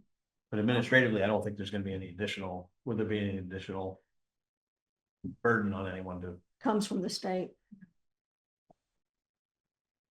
I can't think of anything of it, I'll talk with Tina, but. So, I mean, Just makes their ballot longer, that's all. Makes go on an it, extra but- article on the ballot. Right. Well, we gotta make a decision here, yeah, I mean, George, Is there a motion on the table? there is a Yes. motion on the What table. is it? The motion on the table is to deal with all three of these as separate. The motion is by Laura that 3 separate articles be provided to voters. And then seconded. Yes. Yeah, I'm hearing a lot of. Not much concern one way or another, but other than, again, I think sales needs to stand alone, whether there's then 2. Yeah, we agree that. Or 3. Whether everything else gets combined into one or the other one, I don't think it makes any difference to me either, so. Okay. Well,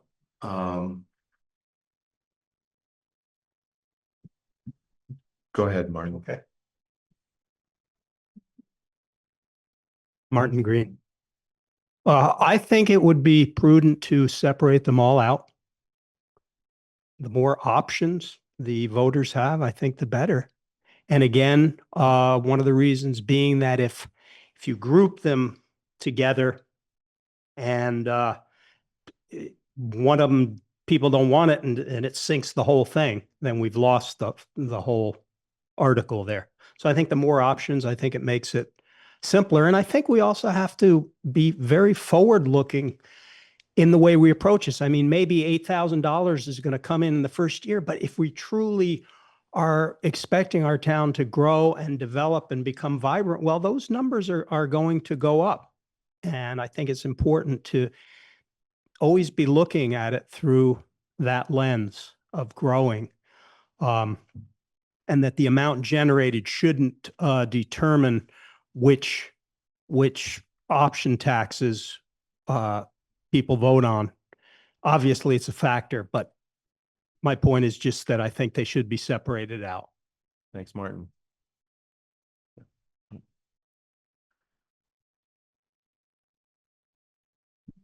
Jury thrown. I did a little research before coming here this evening. And if you go on the state website, the revenue website, under rooms for 2019, you'll see that the sales here in Morristown was about 1.1 million. So, and that was before COVID.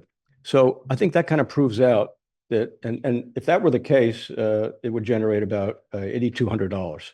So I think you have to take that into Yeah, no, consideration also. I'm going to interject just for a second. Again, those are the numbers that the board's been presented with. I'm about to remind the board of that when we get to that, but could you just talk to 3 articles versus 2 or 1? Well, I really can't because there's a 4th that you haven't considered. And I want to know. Go ahead with that.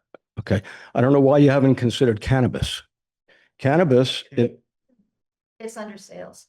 It's included in sales. you can have a local options tax on cannabis. Correct, it's under sales. But I think you're talking about the separate cannabis tax, which we cannot put LOT on. We can include cannabis sales in the sales section of an LOT.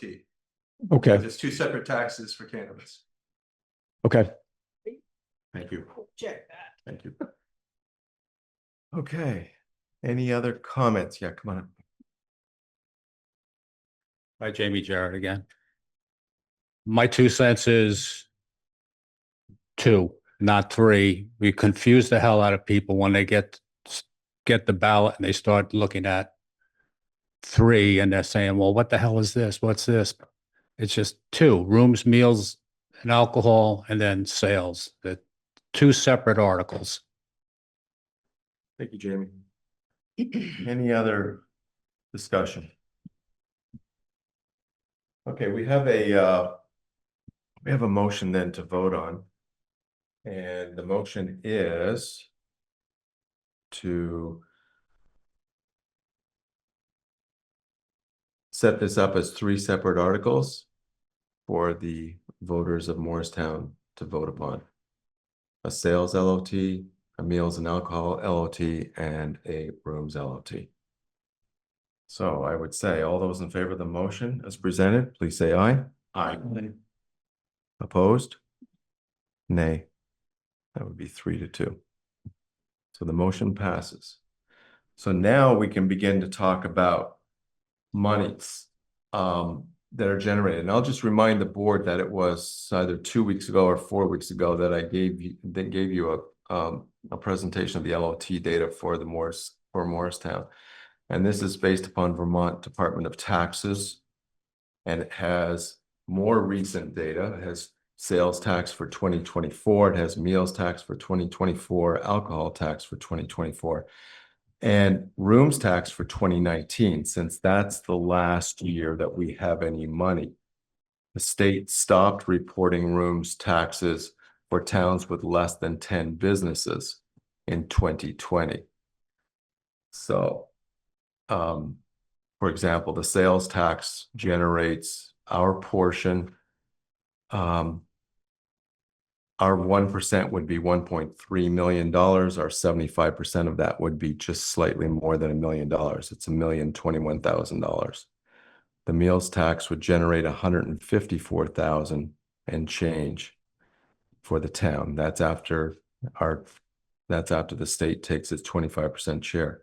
The alcohol tax would generate, after the state takes its share, $13,000, and the rooms tax in 2019 would generate $8,300. I think it's hard to believe that the rooms tax, with all the short-term rentals, Airbnbs, the Verbos, and all the rest that have clearly taken off because of COVID and since then, is that small a number, but I don't know how much it is. None of us do. But if you add up those numbers, you're looking at almost $1.2 million. And it's $1,189,307. So it's almost $1.2 million. I do like the idea personally. I think if I'm understanding Brent correctly, that if we're going to target this, that we use the same target for all of these. That we, for example, we throw out like, if whatever monies we get, whatever monies the voters should choose to endorse and put into place, that maybe we put like 50% towards roads and sidewalks. I don't know. We can talk about what that number is going to be. We put so much towards a building fund for a new public safety building, new highway garage. And I'll just throw out there recreation. And I'll throw out there, because it's been talked about, library. I can't ignore the emails that I'm getting right now and suggest that those aren't out there. But those are four that come to my mind right away that are important, that are being talked about, that are generating an awful lot of conversation, generating digital conversation, as well as face-to-face conversation. So that's what I would suggest for targets. And then for a sunset date, only because we've had our superintendent of highways come in here many times and talk about last year a 5-year plan and now a 4-year plan. That 4 years seems like a reasonable target. If paving and sidewalks is as important to us as I've suggested it might be, by taking 50% of the share, that 4 years seems reasonable. And then it gives the taxpayers and the voters in town a chance in 4 years' time to say, okay, so we're going to sunset this in 4 years. It doesn't have to be 4 years, but we'll go back to this. Let's look at it again. What are our needs in 2020, 2030? And our needs are going to change. I don't know, I think it was Laura or George said, it's going to be a different world in 4 years. There's no doubt about that. How it's going to be different, none of us can really guess correctly. But so I would suggest that, those are just some numbers. I didn't put numbers on it except for roads and sidewalks, but I'm thinking if we're talking 5.5 cents as an article to pay for Jordan's needs for next year. 50% of $1.2 million. That's $600,000 a year is a good chunk of our paving and sidewalk budget. Our building fund, I don't know, maybe 40% goes there and 5 and 5 to recreation and library. I'm just going to throw those out there, but those are some potential starting points. Would that fit under infrastructure, like bridges and sidewalk, or roads and sidewalks and the buildings? Wouldn't that all fall in, all fall under infrastructure? That's what I think. So you'd have that one, I mean, whatever your number, I don't disagree, I'm not disputing the percentages, but it's still one, it's still that same bucket of money. Yeah, I guess I would like to be a little bit more specific than that, so that it can be, so that the voters know that, okay, I'm voting for this because I know it's gonna go towards paving. 50% is gonna go to pavings and sidewalks, and 40% is gonna go to building infrastructure. It's not gonna be spent on something else, that's all. We currently have separate funds set up for buildings. I'm not saying that that's what you need to model these on, but that would track with current separate funds that we have. Roads and sidewalks. That's more one, but I know we have one for buildings, we have one for roads, specifically for road and sidewalks, to Don's. We don't, but the article established a certain amount for last year for roads and sidewalks. And I want to remind you all, even if you were to put 50% and estimated $600,000 would come in the first, we would not be receiving that, because we would not be able to initiate this if the voters passed it until July 1st. So our first quarterly payment would be October. And we're talking about a fiscal year where select board and the residents all need to decide whether or not they want to continue with a second year of repairing this delayed infrastructure. So if we were to enter into a contract with a paving company, ideally they would finish sooner than this past year, and they would be asking for payment by mid to late October. And we'd only be getting, we're not gonna be getting $1.2 million. We're gonna be getting a quarter of that. I just say that for y'all to consider, like when you're considering articles, you need to consider articles combined with the first few months of this. And then if you do put, let's say, if it equates over the first 3 quarters to $600,000, we're able to go out and seek contracts for the following fiscal year and be competitive with those communities that have been putting money away and getting ideally better prices, because it won't be contingent upon a vote and us going out afterwards to contract. But for this initial bucket, do we already have something? We have one for buildings, but do we have one? We don't have an established one though, But as he said, the article would create it. Okay. So Which is what we did last year. Go ahead, George. Thank you. I think Brent's bringing up a really good point. I was scribbling about this. And I want to stay on the topic of allocations and those types of things, not drift into construction, but it's kind of hard to dance the line. We've got 4 more years, I believe, of Jordan needing, call it, I think he wanted 640,000 this year. So just for flat, let's say 4 years to 640,000, which could certainly come out of LOT if it was approved. That gets us about to when the Katie's Falls Bridge is coming up. And then there's another $283,530 based on AOT's presentation on the New Trust Bridge. Again, if all those numbers are accurate. So we've got another one kind of coming right behind the streets and sidewalks. Then we've also got coming, Brent can do the timeline again, But we're gonna be talking about buildings and numbers on buildings, and they're gonna be sizable numbers. And I think there are ways to work that through, but I think we've got to be careful about when we've got to play chess. We can't play checkers with this. We've got to think through 3-4 moves ahead of time. Because if we do something and say, well, there, just take an example. We did the roads and the sidewalks. And now here comes the bridge. Here comes building proposals with lots of zeros on them. And we've sunset it. So we don't have enough funds reserved for the next step out, which is the big step, which is the buildings of whatever cost and whatever design and whatever make. Yeah, I think there's a way to deal with the roads and the sidewalks in this vote for next year, but I don't want to get into that because that sounds like I'm off topic, unless you want me to go there.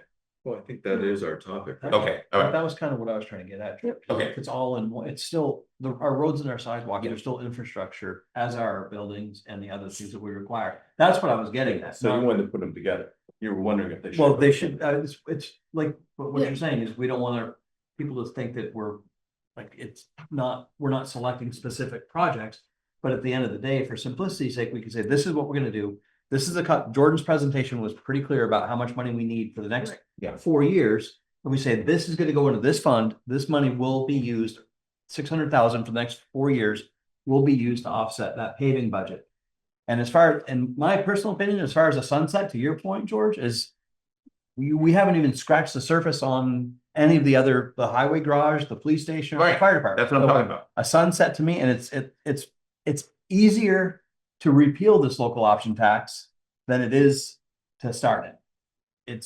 We just have to warn a meeting and put it on the budget, on the ballot, if people want to repeal it, and it's done. Yeah. So as far as sunsetting and giving us an end when we might not want to go, now, to me, I feel that's short-sighted. And Do a sunset. after talking, I raised it last time. I might not have been the only one, but it certainly came out of my mouth. But as I talked to Brent more about how quickly, and I say that as a compliment, he is progressing on starting to do design work with getting the right players in line to starting to put some meat on the bones of what is it going to cost for a police or fire and all those things you just listed, Richard. It makes me hesitant to think about a sunset on infrastructure. There are ways we can work the numbers. So, for example, you've had concern about putting 5.5 cents, Brent, on a separate article for roads, which is what Jordan said it was. We could do the 2 cents as we've done last year, but the year we're living in, and then ask for authority to borrow the remaining funds short-term, let's say 5 years, with the understanding that if LOT goes through, we've got a prepay clause on the short-term loan. And as soon as we get the money in, we get rid of that loan and we're paying for the sidewalks and the roads now out of LOT. But we need to have something to give Jordan the foundation to let's go. We'll assume the voters would say yes to the 2 cents and yes to the short-term borrowing. We can move forward on that. Now, that doesn't answer what year 3 is going to look like if LOT gets voted down. The LOT gets voted in, get rid of the loan. That's one of the first things we pay off as soon as we've got the money. And now we stop working on using LOT to take care of the sidewalks and the roads. And that, like Don says, that's about half it. And then we get the bridge coming. So I think we've got to look long-term at how we're working specifically infrastructure, because we've got huge infrastructure needs. We can play games with, not games, sorry. We can work the formulas. When we get to the point, we're going to have to say to a community, the voters, listen, we need a bond for X millions of dollars to carry the next 20 years to do whatever. Again, the voters are going to say, we want that. No, we don't want that. If they say, yes, we want that, one of the ways to pay that bond is the LOT year after year after year as we raise the money. And so we're not back to saying we need in the budget, we need another $200,000 or $500,000, whatever that magic number is when it's approved for 20 years. we just let the LOT take care of that. At least we hope we'll get enough to let the LOT take care of that. That, again, that's theoretical numbers. But we can use bond anticipation notes and investment of surplus bond anticipation notes if the voters say yes to the bond. We don't have to run out and get a $10 million bond or a $15 million, or whatever the magic number is. We can use that, their authority, to short-term borrow as we see fit, as we get through the phases of design. Clearly, it's going to be after a bid it's going to be before a bid process, but after a number is put before the voters. But we can use that for a number of years to get us to when we finally say, we're going for a bond. We've done all the short-term game playing we can with borrowing and investing and making a margin, which is a good way to do it. We can cover most, if not all, of the borrowing costs with the investment. As long as we get the right margin, we can make maybe a little, maybe a lot. But that gets us down the road. So I think there are ways to get us through that. But now that I've thought this through more, I agree with Richard. I think on at least on sales, which is where the money is, the big money is, we talk about infrastructure and we can identify things like roads and sidewalks and a bridge that we've approved, whether the state does it in 3031, and the potential of large construction projects, which we need. May I? So would we go do short-term authority? Would we go to the voters every year for that, or ask for that authority? For short-term borrowing, you don't need, you need voter approval for 5 years or more.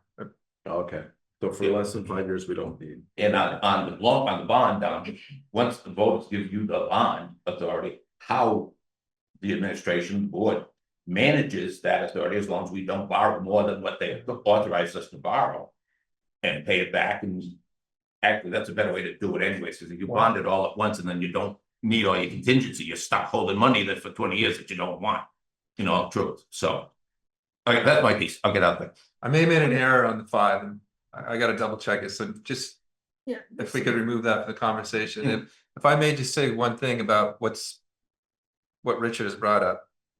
We have an independent third party, GPI, that came in here and they gave us numbers to like fix all of our very poor and poor.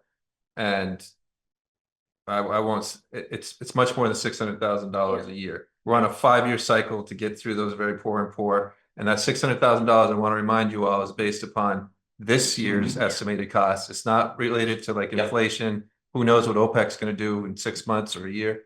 So I want to put that out there. People in the community, a lot of people have seen the GPI report, and Jordan's been here talking about roads, and they've also seen improvements in roads and sidewalks. So if you muddle roads, bridges, and sidewalks with potential concepts of buildings all in the same package, in my opinion, you might create risk, because residents are like, oh, they're just going to go out and spend huge amounts of money on a first responder building that nobody knows yet. Like, we'll be several months out before we even understand what we need for a footprint and design. So that's my concern, Richard, with your recommendation of taking all infrastructure, buildings, roads, bridges, sidewalks, and just lumping them all together. It was a question. It wasn't a recommendation. That's what I was just trying to figure out where, if all that stuff falls under the same umbrella. I would separate it out. I would make it very detailed for, because we all know that is a reality that we're in right now. That stuff has to get taken care of. And I mean, and I don't have a problem with that either, Brent. I was saying, just as we look down, there's a long road that we're looking at. Yeah, 4 years sunset. I mean, hopefully in 4 years you can show the taxpayers like, this is the improvements we've made, and this has not impacted your property taxes. Do you want to renew it for another X number of years? But honestly, with the numbers I'm seeing just for this building, let's like not even consider a police building, this building and the museum, even though we got good news, another grant came in for the museum. We're looking at some substantial deferred maintenance that's going to cost more than 4 years of conservative 1.2 million. So I understand why you want to sunset it, but I'd be very careful about That, 4 years. I'm not saying, I'm saying I don't want to sunset it. Yeah, I know. I Okay. can understand if somebody, like, I think that there are board members that want to sunset it, and I understand that. Okay. But we have a number of years that we could be reducing property taxes and be able to use funds just for infrastructure. So, my concern is keeping it simple. When you start getting too complicated, we're going to lose people. So and why I say by concentrating it, we're very aware of the roads. So by concentrating those funds and we build up, and whether it's 4 years or 5 years, we build up money. The idea is that ideally we could, get some money that would be somewhat revolving if this is indeed going to generate the money. But at 4 or 5 years, we can review it and then change it over. Now, if we've taken that off the plate, because there's concern about if we start putting in, we're going to charge you 2 cents here, but we're also going to do the thing.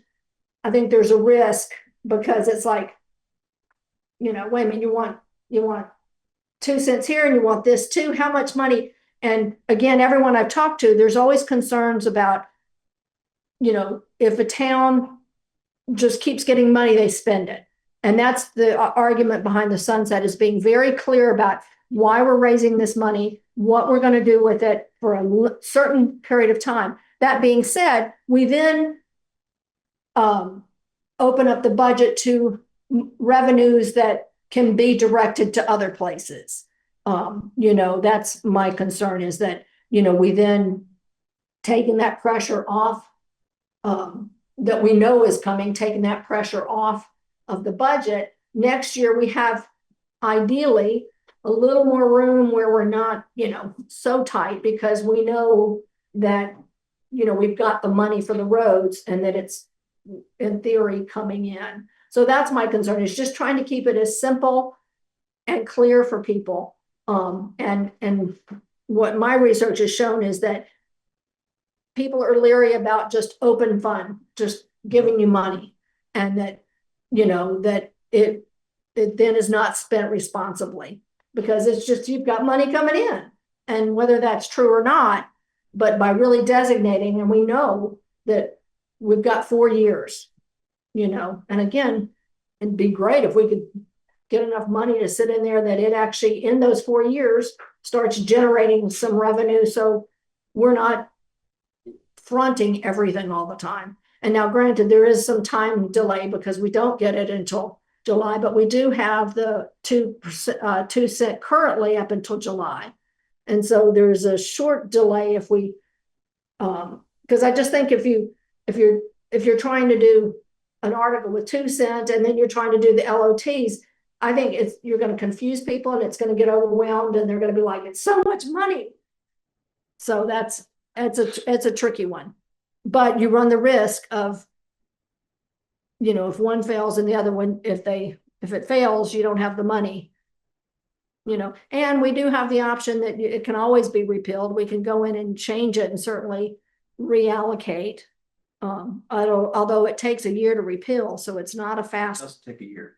By the time it has to go to vote, doesn't it, Richard? An annual meeting, but we could start that in December and have it repealed by March.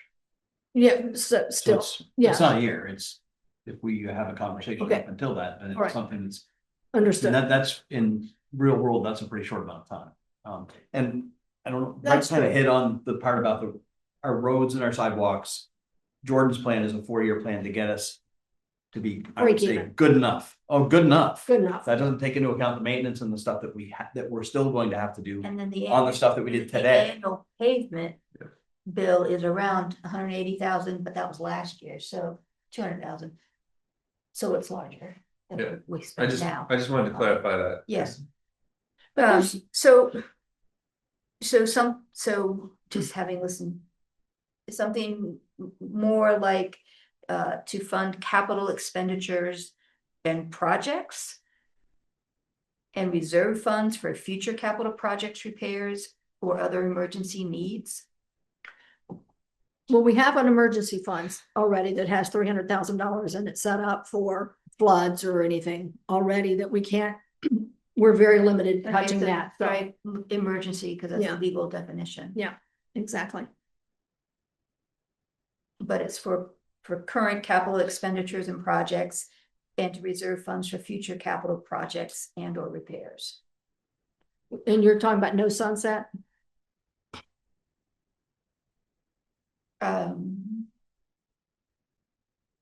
I see the sunset as being a separate issue. I see the sunset as a separate issue. I'm just trying to language. I mean, they're dovetailed too tightly together. Yeah, but it's all got to be written in there. It does. I okay, agree. but we need to, Um, let's just talk about what we're. That's what I was wondering, is how specific. Yeah. That's still pretty open-ended. That's what I was saying about the. Because infrastructure Fund. would encompass pretty much every Right. project that has been spoken about at this table. Mhm. It, yeah. I mean, you could do infrastructures and amenities. Because I'm looking at how other towns have written it. Good point. I think that's the wording you're getting from other towns, which is, it is pretty broad. Raise his hand, sorry. Yeah, I know it is. I'm just asking you. So I can tell you Shelburne dedicated theirs to capital expenditures / projects, debt reduction, reserve funds for future capital projects, repairs, or other emergency needs, land, open space, conservation and protection, and for the creation and utilization of public space. Williston has a quarter of its revenue for their municipal budget going from LOT. And without it, property tax would be 19 cents higher. St. Albans to fund future investments in infrastructure and amenities with a small portion, 5% set aside to be used to provide assistance to low-income households in the city to better afford the city's programs, i.e. recreation. So those are just 3 towns that I looked up. Right. So, you know, from what Leah read, I like detailed specifics so that the voters will know this is going to go towards not just capital Yeah. plans, because capital plans, Be- like you can create those capital. We actually got a grant to go work on a capital budget, but it isn't really defined yet. And so the more you can define like what funding, debt buy down, I think that resonates with residents. Whereas if you leave it more obtuse, it allows people to be concerned about what might it be spent on rather than what it will be spent on. Correct. That's my argument. So there's some good examples here. I think Shelburne had a good example of how to think about wording it. But my real worry is if it's too obtuse, then people will just be very concerned. So I'm gonna throw this out there. I mean, it's December 15th right now. I'm not feeling like we're getting close to a final decision here. Maybe we are. But I do think we're in agreement that it's going to infrastructure and capital Just about. projects. It's about the specific wording of that and the sunset question. Yeah. Is what I'm hearing. do we want to chew on this for a week or two and then come back to it, or are we feeling pretty good about this? And I would just throw out recreation and library. I threw them out. Certainly to be considered. And you said Percentage. St. Albans said what, a small? A small 5%? portion, 5% set aside. Yeah, I just think the more complicated you get it, and knowing how it's been a heated argument, that you run the risk of voting it down. Where, you know, again, if we're saving money in the thing, we can then go back and look at rec out of I our think we- regular budget, but it's such a hot topic right now, and If you put it all into, let's say, a highway. If you're putting that much money stacking up highway, it actually delays some of the. potentially the benefits year over year of using those funds. Because if you can only use, let's say next year, 624,000, and you have 100% to roads, bridges and sidewalks, we bring in 1.2 million, and it's whatever the article is for however, if you're sunsetting it or not, that's the way it has to be spent. So I understand what you're saying, Laura. You don't want to make it too complex, but if you go all in on one thing, you're actually delaying the benefits. But if we put a percentage in there, we don't need to worry about that as much. Percentage that's based in, what we do know. Right. So I will agree with you on that, but I'm also thinking keeping it, clean and separate, that it's maybe 2. When it starts getting, a little bit of here and there, then it just, because you hit one thing that somebody doesn't like, so I would go for the bigger, very obvious that, the public for the most part are already in agreement with. That's my, I think everybody's good about it. Infrastructure and the buildings and the highways, that's all pretty clear. And we could perhaps put in some language that says, replacing some funds used to support, replace some funds that have historically been paid for by municipal property tax. I mean, we could put that to make it clear that this is offsetting your property tax. Yeah. Well, I mean, I personally don't see this greatly reducing the budget as it is. Because everything in the budget is pretty clear, and there's some, we know certain things are gonna go up, but the buildings and the highway, those are big costs that are really difficult to put into the budget. So, so it will offset in the fact that we're not putting it in, but I personally don't think that we're going to be seeing any kind of great reductions in the budget. So I just, again, keeping it simple that, this money is going to go for the really big, obvious things. And we're going to keep that out of the budget, and we're going to knock all that out for everybody's benefit. I don't understand. I don't understand quite what you're saying about it's gonna go for these specific things and these other things. Like, what are these things? Because my thought on these things are the bridges. Yeah. And the roads and the paving and the buildings. Yeah. That's really where I'm at. I'm not looking at anything other than those. I'm not looking at any of those again. Bridges, paving, sidewalks, and our buildings. That's what I see as our biggest. I agree. That's our biggest liability right now, where we're at. Yes. Yes. And I don't think that would muddy it for anyone, because anyone that's been paying attention or is paying attention is gonna know that the roads are horrible. The fire department, it's like, I agree. the percentage of voters that are paying attention are gonna vote, and they're gonna be educated, and they're gonna be aware of what's going on in our town. And just say that. I'm actually agreeing with you, Richard. That's what I'm saying too, is it's pretty clear So that just- these are big expenses. Boom. Yeah. And that's where this money's going to, so that we don't have to stress every year. We know that our buildings are taken care of and our roads are taken care of. And Richard, or Laura, are you saying that this is the explanation that goes on to the 3 separate articles that we just voted on? I would say that, and if there's any other.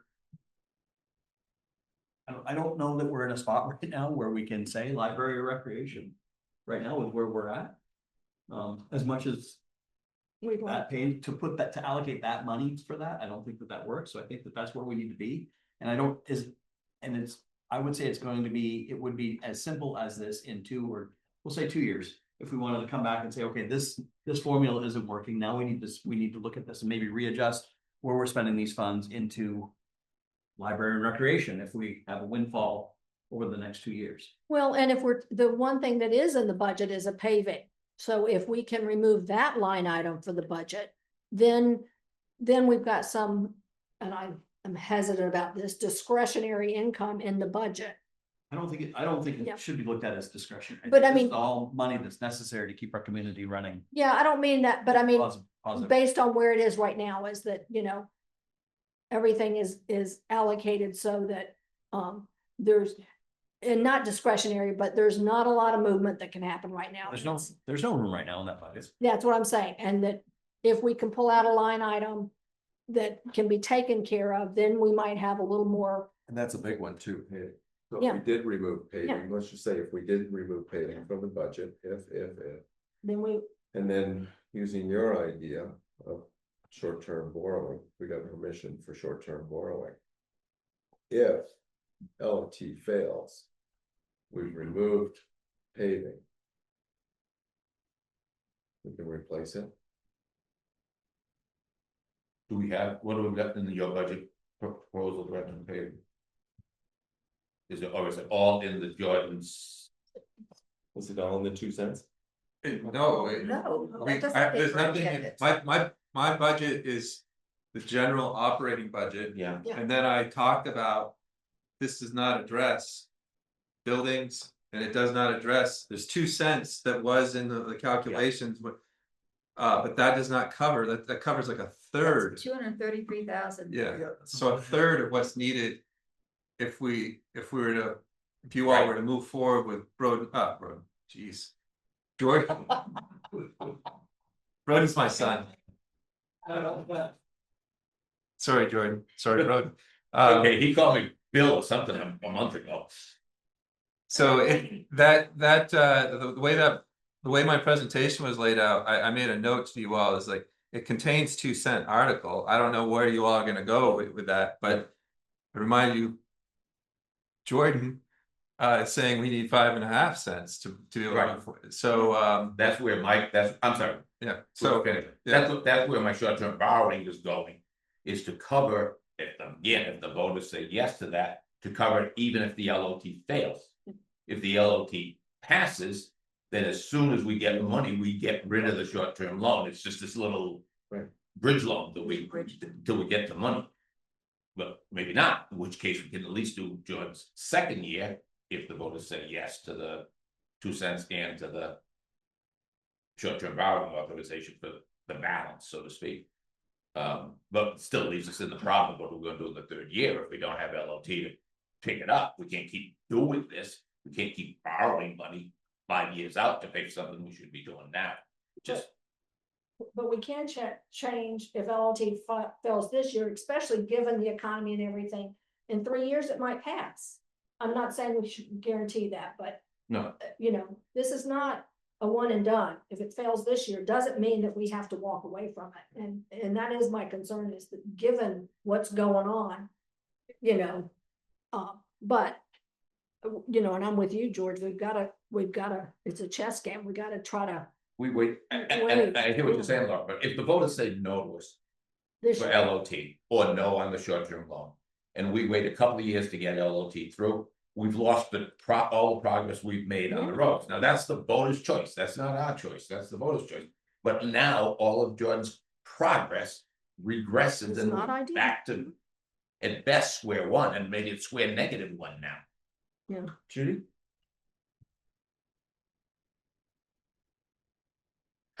So Judy Elberry. So Sarah and I were chatting while you guys were talking about this, briefly. And I'd like to reach out. I'd like to reach out to VLCT. It sounds like Brent has an idea of where you're going, which is great.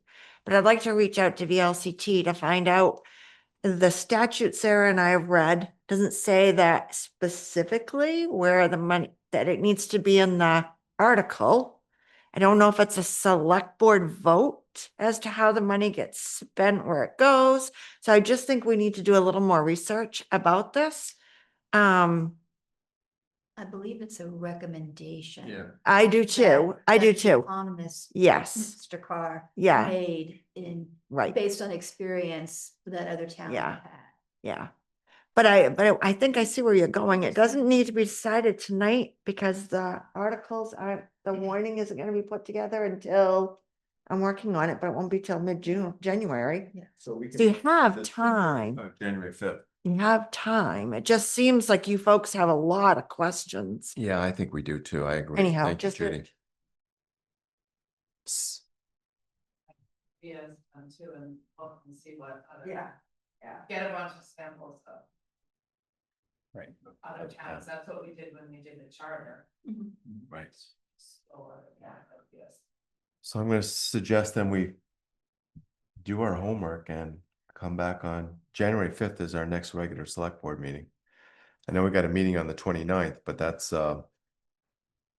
is budget discussion. It would be possible to, it's always easier to edit. But look at some samples and then draft something. Yeah. And then people can comment. Comment on it. Yes. Alex here, live here in Morristown. Most has already been said, but I would, even though I very much support recreation in the library, I think especially if it is a local option tax that will sunset, I think it's important to focus on capital expenditure rather than operating expenses. Because especially, with the roads, every year we have a local options tax that reduces further expenditure on roads for the future.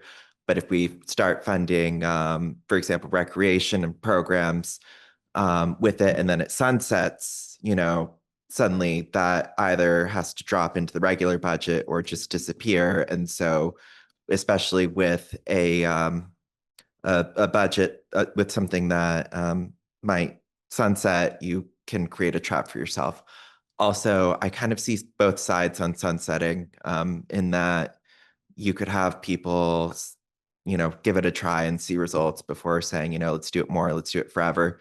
But also, if it's not communicated very well, and there have been communication problems in the past and will be in the future, just in any town, you could end up with people saying, they asked for 4 years and now why are they asking for more? Why didn't they get everything done?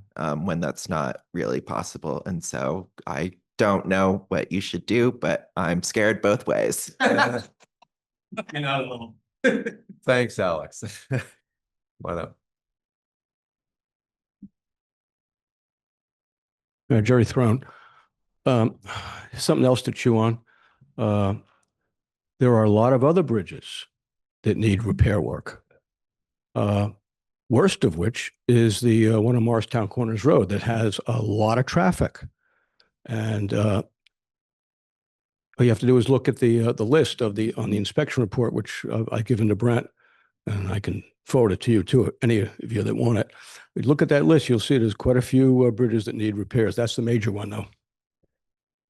Thank you. Well, I'm going to suggest come on up, Jamie. We've had a lot of discussion here. I'll let Jamie chime in. And Yeah, thanks, Don. Jamie Jarrett. On to some. You're right. It's been a very long and lengthy discussion here. But my 2 cents is, why don't we just do like a capital project? Two pieces, capital project and operational expenses.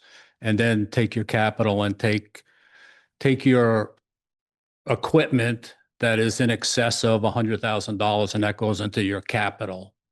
And your operating expenses are going to your roads and your bridges and so on and so forth. So you take percentages of each category that you want under capital and under operational, and then take a percentage of that and put that to that specific area.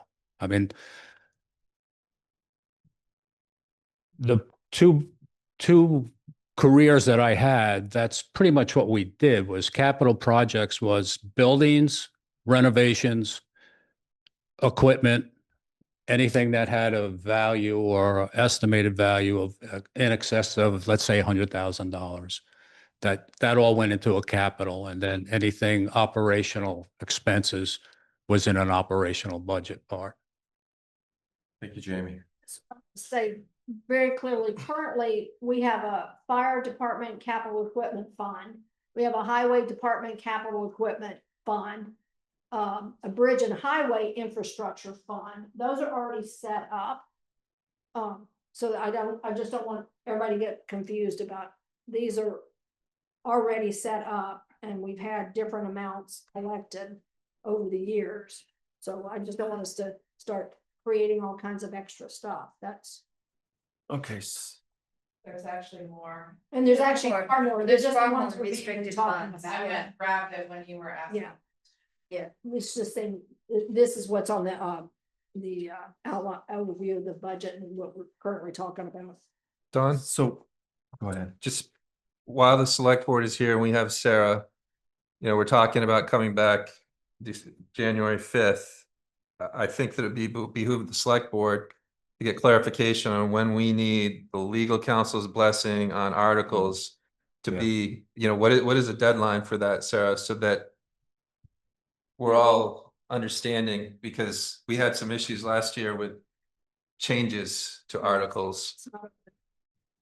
Yeah, so you really need to decide on January 5th what you want it to be, because between January 5th and January 19th.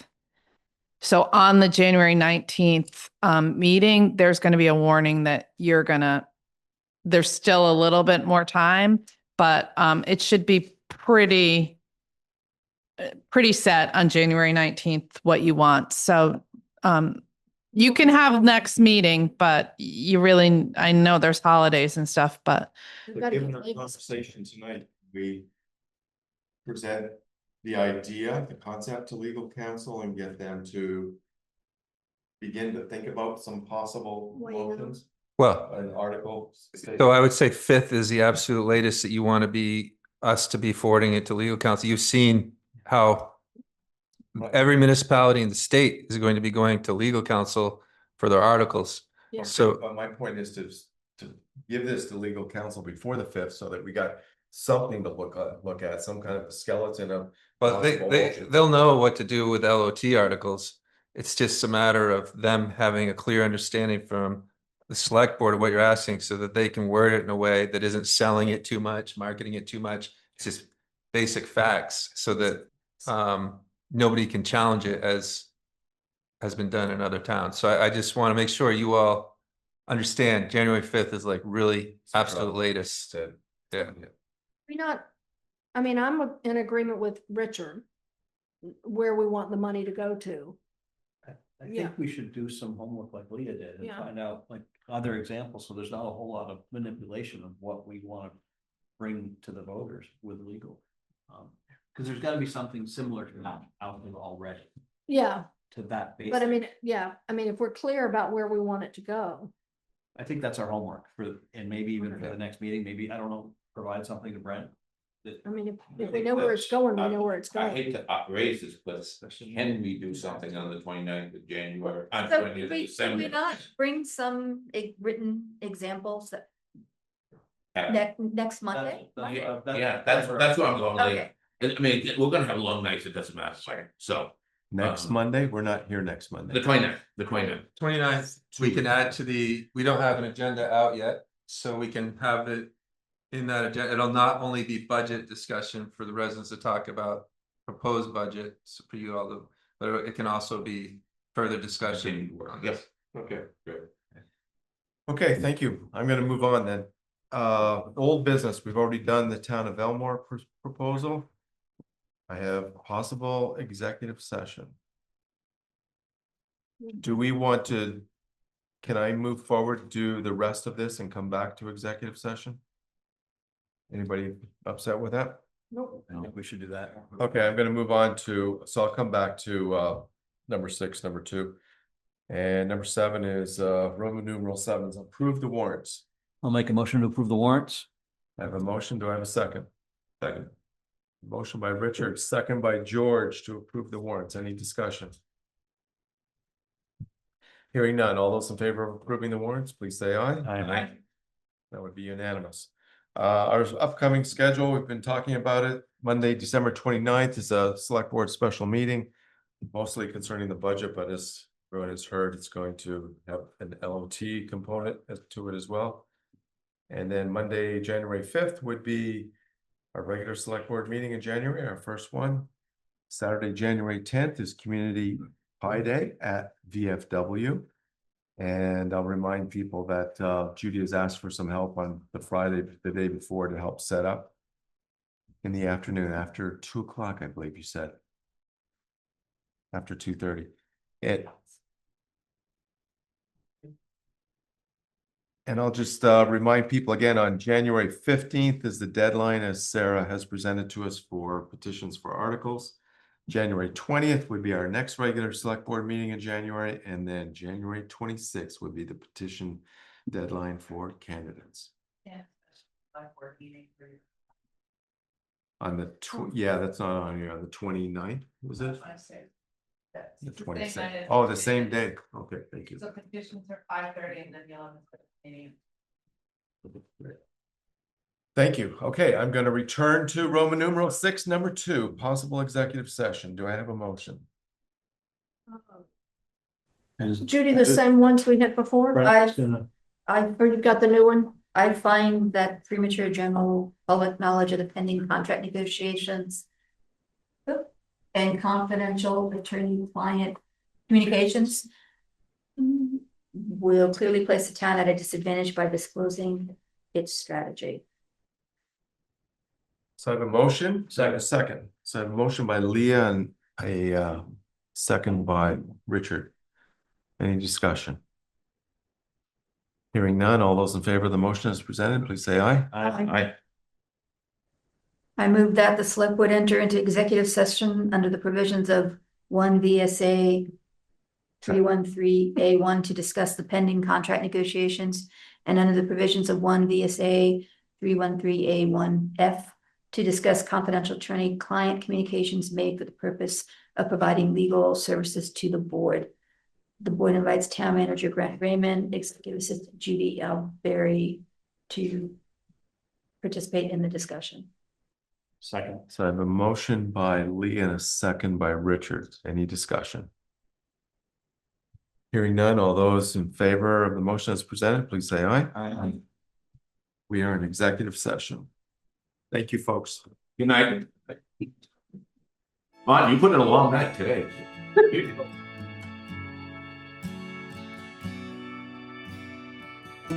9:01 and the Morristown Select Board is coming out of executive session. I'll entertain a motion Move to adjourn. to come out of executive session. So I have a motion to come out of executive session. Do I have a second? Second. So I have a motion by Richard, second by George. Any discussion? Hearing none. All those in favor of the motion as presented, please say aye. Aye. I've gone through the schedule, other business. Do we have any other business tonight? I'm just going through the, we don't. We have no other business tonight.